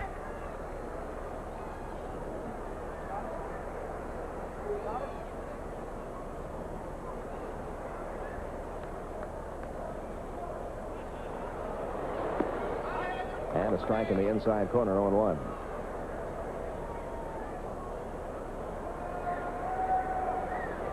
Ben Rivera doing the job against his former teammates. Berryhill tried to stop the swing, could not. It's 0-2.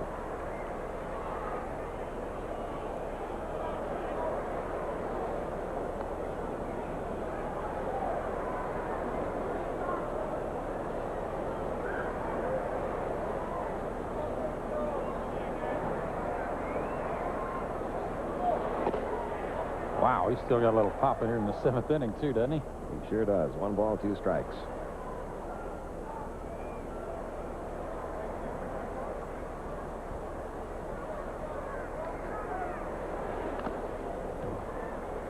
Still a ball and 2 strikes on Berryhill. The thing about his delivery, now that he's coming more over the top than he was at the beginning of the year, is that he can still drop down there anytime he wants, say on a right-handed batter, to try to get them to flinch a little bit if he wants to run a breaking ball away from them. You know, it's funny about the whole situation with him. First, the 1-2 pitch to Berryhill. That missed downstairs 2-2. Remember, in spring training, one of the reasons the Braves were so impressed with Rivera is that they were saying he was coming more 3/4 and not as much over the top as he used to earlier in his career, and it was giving his ball more movement. But it was affecting his control. His control was not as sharp. So when he came back to the Phillies, they'd got him going back more over the top, the way he used to pitch. And the effectiveness is obvious.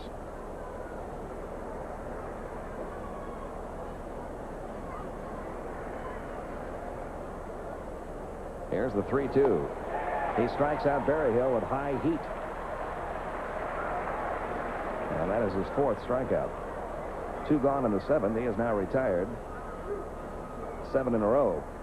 And the batter will be Jeff Treadway, who had the last hit off Rivera, a leadoff single back in the 5th.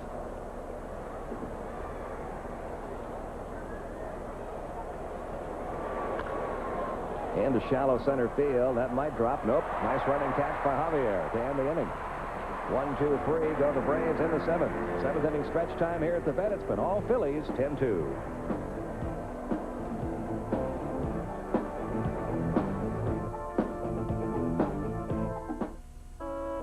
Willie Mays. Up tonight on TNT, live from the Georgia Dome, our NFL preseason special. Bob Neal will be your host for that. And don't forget, regular season coverage of the NFL begins next Sunday on TNT. It'll be the LA Raiders and the Denver Broncos, 8 o'clock Eastern Time. Gary Bender and Pat Hayden will have all the coverage for you. That's 1 week from tonight. And don't forget the stadium show tonight to preview the upcoming NFL season, all on TNT. Some changes for Atlanta as we go to the bottom half of the 7th inning. Terry Pendleton given the rest of the day off. Mark Lemke takes over at third base. And we have a new pitcher, right-hander Mark Wohlers. His 17th appearance overall, his second since returning from Richmond. He replaces Mark Davis. Davis worked 2 innings, allowed 3 hits, 3 runs.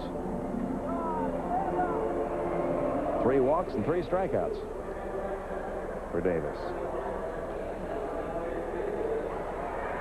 Well, we'll see if Wohlers can put a stop to this. Phillies have played no favorites today, scoring 5 off Glavine, 2 off Randy St. Clair, 3 off Mark Davis. And leaving the rest up to this man, Ben Rivera, who has held the Braves to 2 runs and 4 hits. He's 0 for 3 at the plate. Kent Mercker came in to get the save last night, but that job from the right side wide open. If Wohlers can somehow come in and show Bobby Cox that he's ready to assume that role, and he pitched a perfect inning a couple of nights ago, he might be the guy. Over the mound, charging at Rafael Belliard. Couldn't get to that one. It bounced right over his head, trickling into left center field. I think he had the same thought on that ball as he did when the ball hit by Tom Marsh in the last inning. Maybe barehanding it and firing on to first, but that one had too much topspin and bounded right over him. And he had to charge it. If he waits back to wait for that hop to come down, even Rivera beats it out. So that's the only play he had. Maybe he jumped a little bit too soon, but he had to charge it and try to smother it. So Ben Rivera gets credit for a base hit. That's the 11th Philadelphia hit. And back to the top of the order now, and Stan Javier. Javier has walked twice, singled, and flying out. He has stolen a base and scored 3 runs.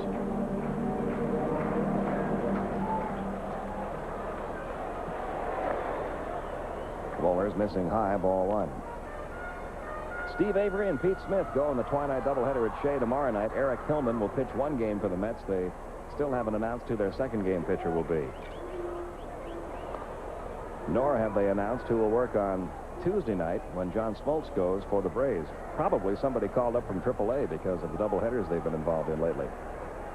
And Tuesday is the day you can expand your rosters.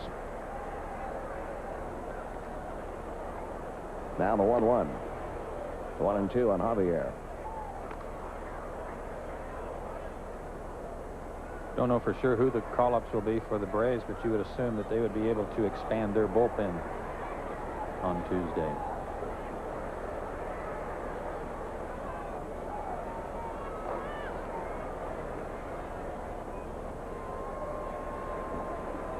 Now the 1-2 coming. Upstairs, 2-2. Sid Bream at first base playing behind Ben Rivera, giving him a little grief. Every time Ben gets his lead, he's standing right behind him, chewing him out for the job he's doing on the Braves today, but slapping the glove, and then the last pitch, he slapped Ben on the backside. The next pitch to Javier is fouled away. It's still 2-2.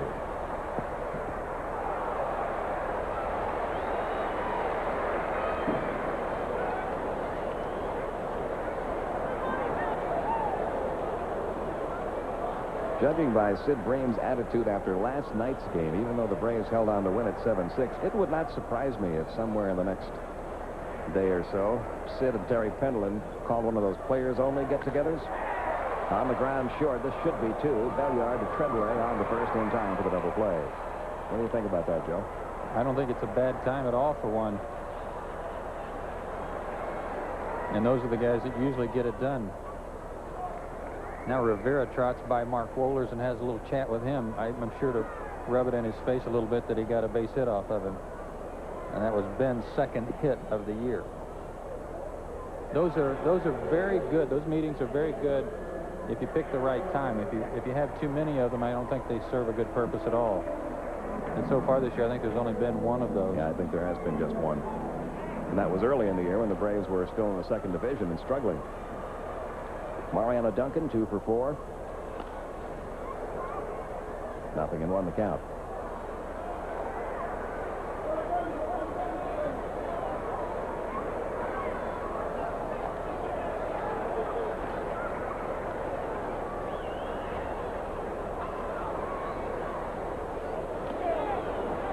And quickly, it's 0-2 on Mariano Duncan.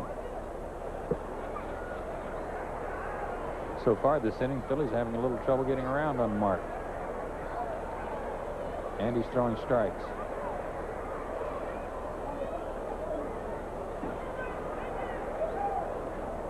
Here's the 0-2 on the way. Again, getting around late in the fastball. Still 0-2 on Duncan.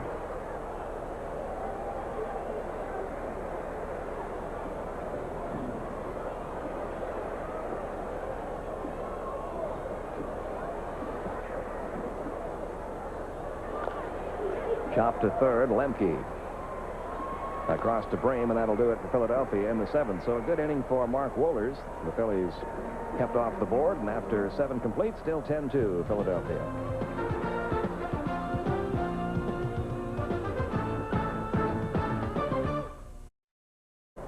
Here's Rafael Belliard leading off the 8th inning. He has tripled and hit into a force play.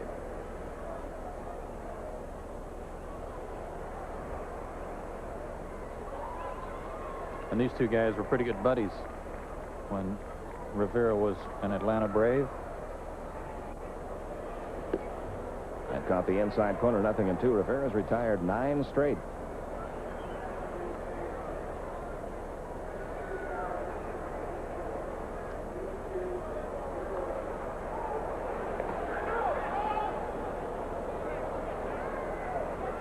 A ball and 2 strikes in Belliard. Crowd today 32,084. 32,084. Phillies, despite their poor season, will draw a little over 2 million again this year. And all those things, bad things you've always heard about Phillies fans, I don't think that applies much anymore. They really turn out for this ball club. Braves need to figure out something about Ben Rivera because they're going to see him again next weekend. Boy, did he have some smoke on that fastball. Strikeout number 5 for Rivera. He just overpowered Belliard with that one. This is referred to as high cheese. And I'm sure Belliard thought it smelled. Well, now Mark Lemke bats for the first time, a .243 hitter with 5 homers and 20 RBIs. You're right about that, Joe. It'll be Ben Rivera probably Friday against the Braves when the Phillies open up that series. That'll be the next day he's due to pitch. Friday or Saturday. I don't know if they have an off day on Thursday or not. Let's see. Yeah, they are off Thursday. So probably Saturday we'll see Rivera again.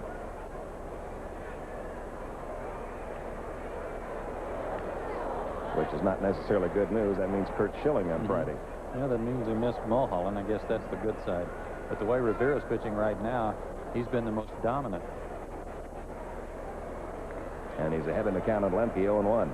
Mulholland pitched very well the first game of this series after giving up 3 runs in the first inning, but he didn't strike out a batter. Even count, 1 ball, 1 strike on Mark Lemke.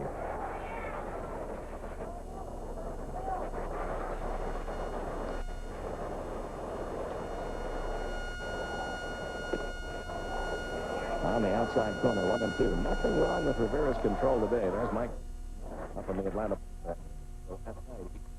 Came out of the game, allegedly a sore shoulder, but yeah, he took himself out of the ball game, so I guess he's all right.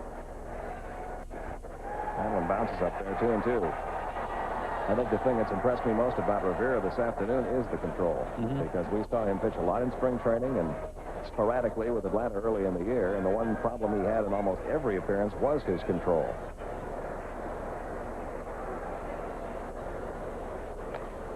On the ground, out toward Mariano Duncan. Over to Kruk at first. Lemke retires, and the beat goes on for Ben Rivera. 11 in a row he has set down. Just looking at his numbers, comparing them total to when he was pitching with Atlanta, Pete, he walked 13 batters for Atlanta in 15 innings. So, yeah, I'd say that's a marked improvement. And with the Phillies, he has now walked 20 batters in 58 innings.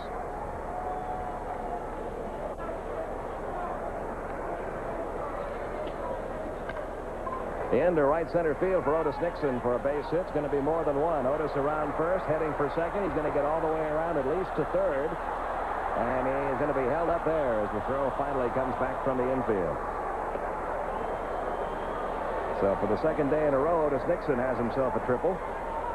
When he tripled last night, it was followed by a Deion Sanders triple. That's only the second three-base hit of the year for Otis Nixon. Yeah, it's something. You don't get one all year, then you hit them on consecutive nights.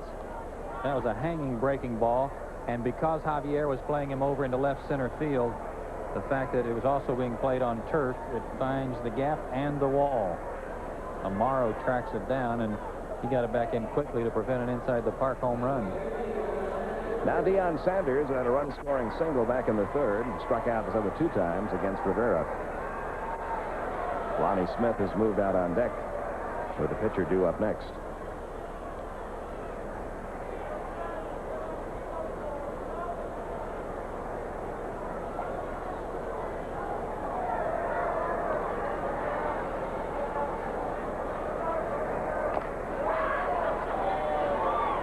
That hurt. You could hear Deion screech all the way up here. If that hit off the top of his right foot, it's an unbelievable amount of compression that comes down on the top of your foot. It got the back, got the heel. And actually, that's a better spot than the top of the foot. Rivera's thrown him some fastballs today, but he's kept him in on his hands. Here's the 0-1. Another one in on his hands, and Deion can't run. Deion falls down in the batter's box. He might have hurt himself a little more seriously than we thought. He's holding his side, Pete. Side this time. Jeff Porter coming out to help Deion Sanders, and this has just been a miserable afternoon for the Braves. This is reminiscent of Barry Bonds when he had to come out of the lineup for the Pirates when he injured his side. Deion being helped off the field.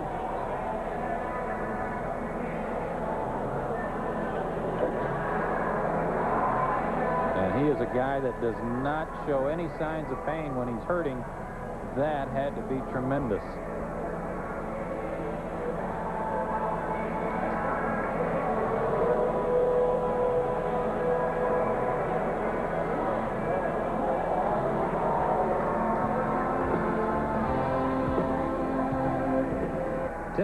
To Philadelphia. Let's take another look at that swing by Deion to end the inning.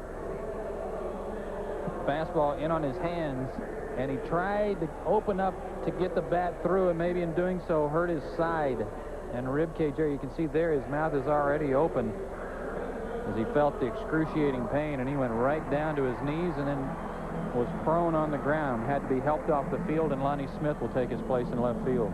And Mike Stanton comes on to pitch here in the 8th inning after Mark Wohlers works a scoreless inning.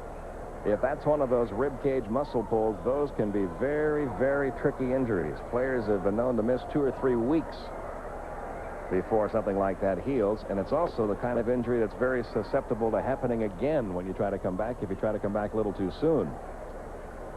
So we'll try to get a report on Deion. John Kruk leading off here in the 8th inning. He has walked 3 times and grounded out. Well, maybe he can make a miraculous recovery like Stanton. Mike able to go back out there and charge the hill again today.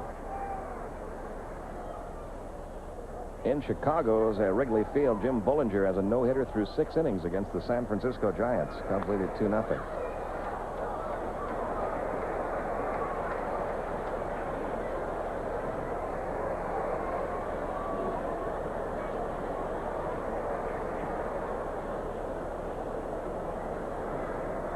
Another good inning of work for Mark Wohlers.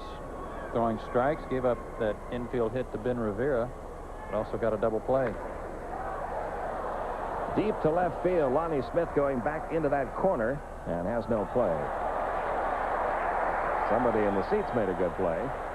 The guy in the Orioles shirt. Sort of looks like Boog Powell, doesn't it? Yeah. Still 0-2 on John Kruk. Boog might be watching from down at Key West. He catches quite a few of our games.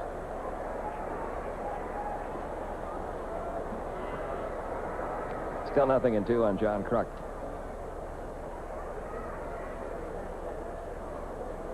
Ruben Amaro waiting on deck.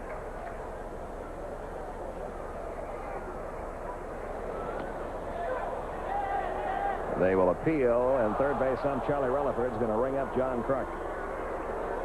Stanton gets credit for the strikeout. I doubt that John Kruk's gone through too many three-game series this year without a hit, but he'll go 0 for Atlanta in this series. 0 for 10. And now Ruben Amaro bats for the first time. He came on as a pinch runner for Ricky Jordan.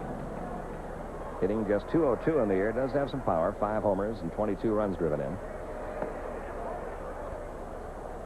Takes the ball low and away. Well, I guess everything was breezing along just too comfortably to last all the way through the season. It has been a tough couple of weeks for the Braves as Amaro gets hit number 12 for the Phillies. Ruben Amaro, the other part of that deal that brought Kyle Abbott, that we saw pitch last night, to the Phillies for Von Hayes. Good-looking young outfielder. But everything has been a little down for the Braves lately. The starting pitchers have struggled, with the exception of Charlie Lebrandt's effort last night. For the last week or so, offense hasn't been doing too much.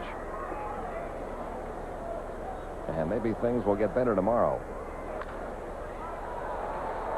Sid Bream giving chase down the first base line and foul ground. Can't quite get to that one. But you know, Pete, I'm not that concerned about the offense. This has not been a ball club all year long that just pounded out a lot of runs where suddenly they're not getting any hits or runs. They've had timely hitting all year long, and they're still doing that when they get runners in position. They don't leave too many guys at third base when they get them around or get them into second base. So I think the offense will be just fine. I think Ron Gant's beginning to show some signs of coming out of his slump, too.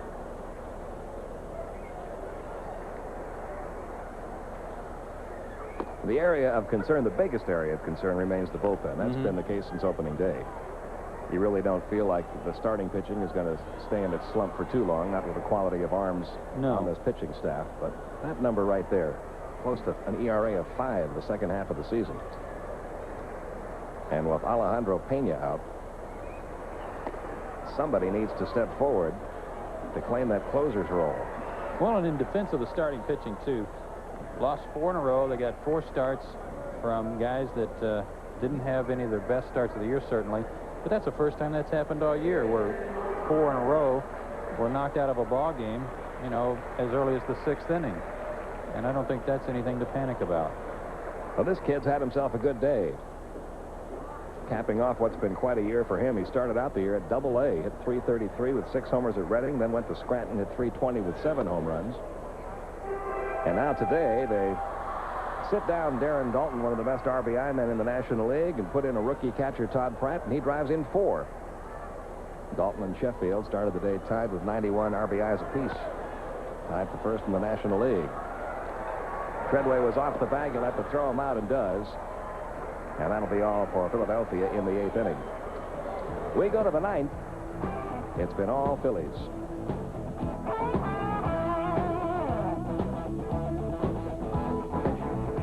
We are going to the 9th inning. We do have some news on Deion Sanders. As painful as that looked when he fell down in the batter's box, making the final out in the 8th inning, it seems to be nothing more than a strained side muscle, which he apparently initially injured on a throw to the plate back in the 6th inning and aggravated it on that swing, but they don't think it's too serious. And according to Dave Pursley, Deion could be back as early as tomorrow. Here's that throw he made to the plate. Remember, it was a wild throw up the first base line. And whatever it was that grabbed him on that throw obviously was irritated on the swing. Let's hope that he's all right. Goodness knows he's been able to play with a lot of pain. Remember, earlier in the year, he was playing with that broken foot. Lonnie Smith will lead off here in the 9th against Ben Rivera. Lonnie at 247. He was a former Philly, was a member of that World Championship team in 1980.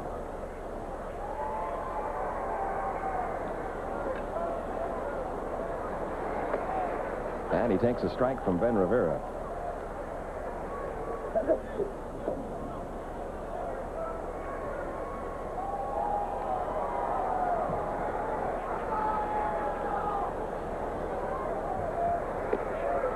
That missed outside. 1 ball, 1 strike.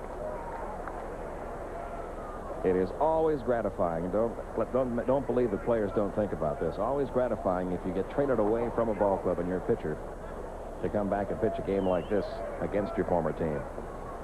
Or to get a big hit. know that Jerry Willard was upset the other day. That game was rained out with Montreal. He was going to start at first base, and he wanted to try to do something good against his old ball club. Strike in the inside corner, 2-2. Lonnie didn't care for that call.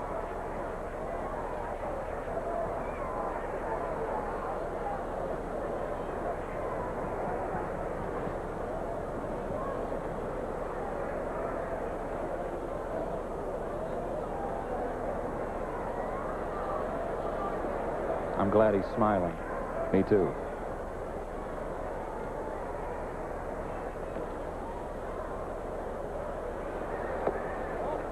Full count now, 3-2 on Lonnie Smith. David Justice will follow, then Sid Bream.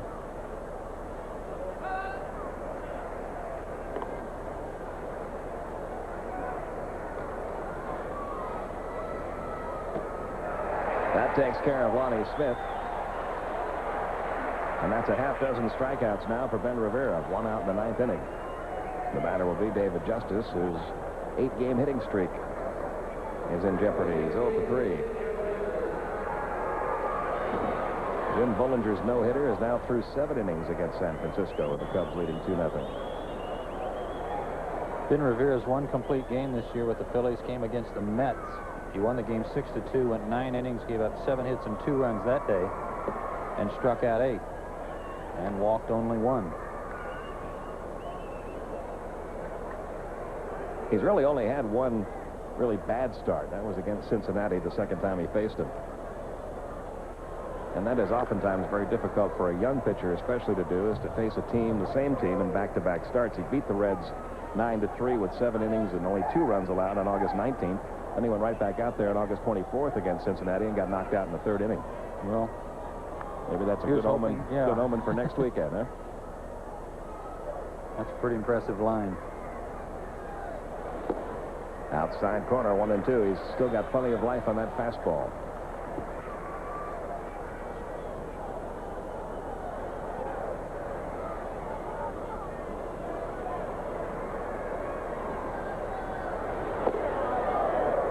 And that's something that you were talking about earlier. He's been doing all day. Ahead in the count, he's been letting the hitters know that I'm an enemy now. I'm wearing Phillies red now, not Atlanta Brave red. Here's the 2-2. Missed upstairs. Full count, 3-2 on Justice. And he is still just airing it out. Still has a lot of life on his fastball. He's not allowed more than 1 base runner in an inning since the 3rd, and that was the last inning the Braves scored. He has not walked a man today, but he's 3-2 now on Justice. And there's the first walk of the afternoon issued by Ben Rivera. And I think that's the first pitch that you might question all day. First real mistake. 3-2. Why would he, with a 10-2 lead, throw Dave Justice a breaking ball? And some activity now. That's Mike Hartley in the Philadelphia bullpen. Sid Bream, the batter. He's 0 for 3.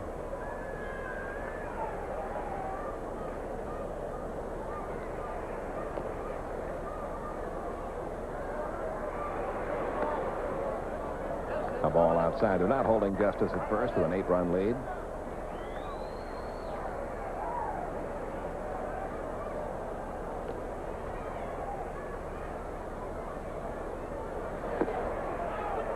One ball, 1 strike to Bream. 1 out in the 9th, 10-2 Philadelphia. Phillies are going to be up 5-4 in the season series over Atlanta. With 3 more games to go in Atlanta next weekend.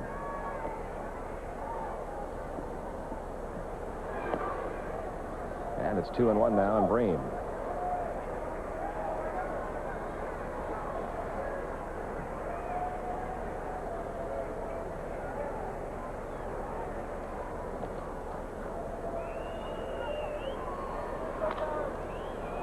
That'll be out of play. 2 balls, 2 strikes.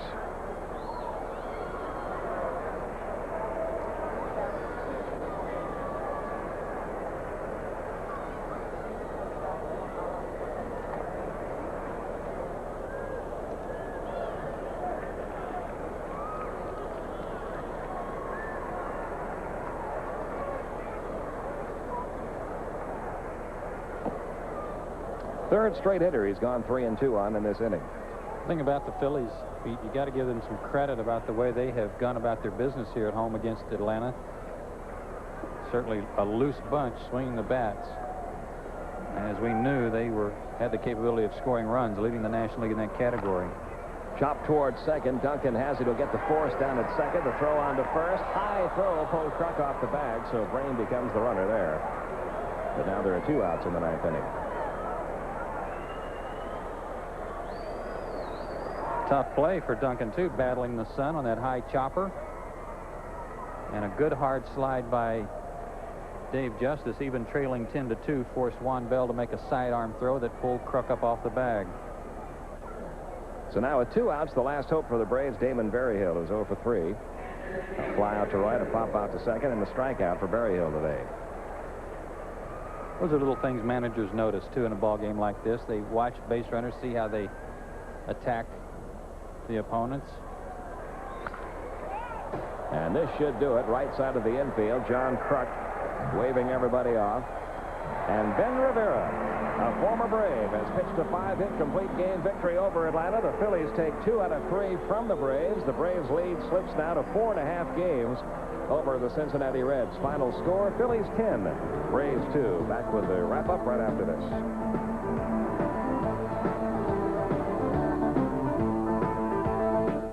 Well, it was a bad day at Black Rock for the Braves, and Tommy Glavine as the Phillies pound the Braves 10-2. Totals in the ball game: 10 runs, 12 hits, no errors, and 8 men left on for Philadelphia. 2 runs, 5 hits, an error, and 4 left for Atlanta. Big Ben Rivera picks up his 4th win against 3 losses. Tom Glavine loses his 2nd in a row in his 2nd attempt to win 20. His record now 19-5, and he's now 10-2 lifetime against the Phillies. Time of the game, 2 hours and 52 minutes, 32,084 here at the Vet. As mentioned, Big Ben Rivera had himself quite a ball game. It was his 2nd complete game of his career, his 4th win, only 1 walk and 6 strikeouts, and he does it against his old teammates. And for his work today, he is our Holiday Inn player of the game. Let's update you on the rest of the scores in the National League. Cardinals behind Real Cormier, and now Todd Worrell leading the Dodgers 2-0. San Francisco finally got on the board and finally broke up Jim Bullinger's no-hitter with a Kurt Manwaring home run. Cubs still lead, though, 2-1 in the 8th inning. Montreal behind Ken Hill, shutting out Houston in the 6th inning. Pittsburgh and San Diego just underway. Walk against Deshays in that one. Tonight, Cincinnati plays at New York. Tim Belcher against Sid Fernandez. Over in the American League, Toronto trying to get a little revenge on Milwaukee after being whomped by them the last 2 days, leading 5-3. They are in the 8th inning. Joe Carter has hit his 29th homer of the season for the Blue Jays. Minnesota leading the Yankees behind Kevin Tapani. It's Kansas City 3-0 over the Tigers. They're in the 4th inning. Boston, California just underway. Cleveland, Oakland just underway. Cleveland, in fact, has picked up a run now to take a 1-0 lead. Baltimore plays at Seattle, and tonight Chicago plays at Texas. Tomorrow night, a twilight doubleheader.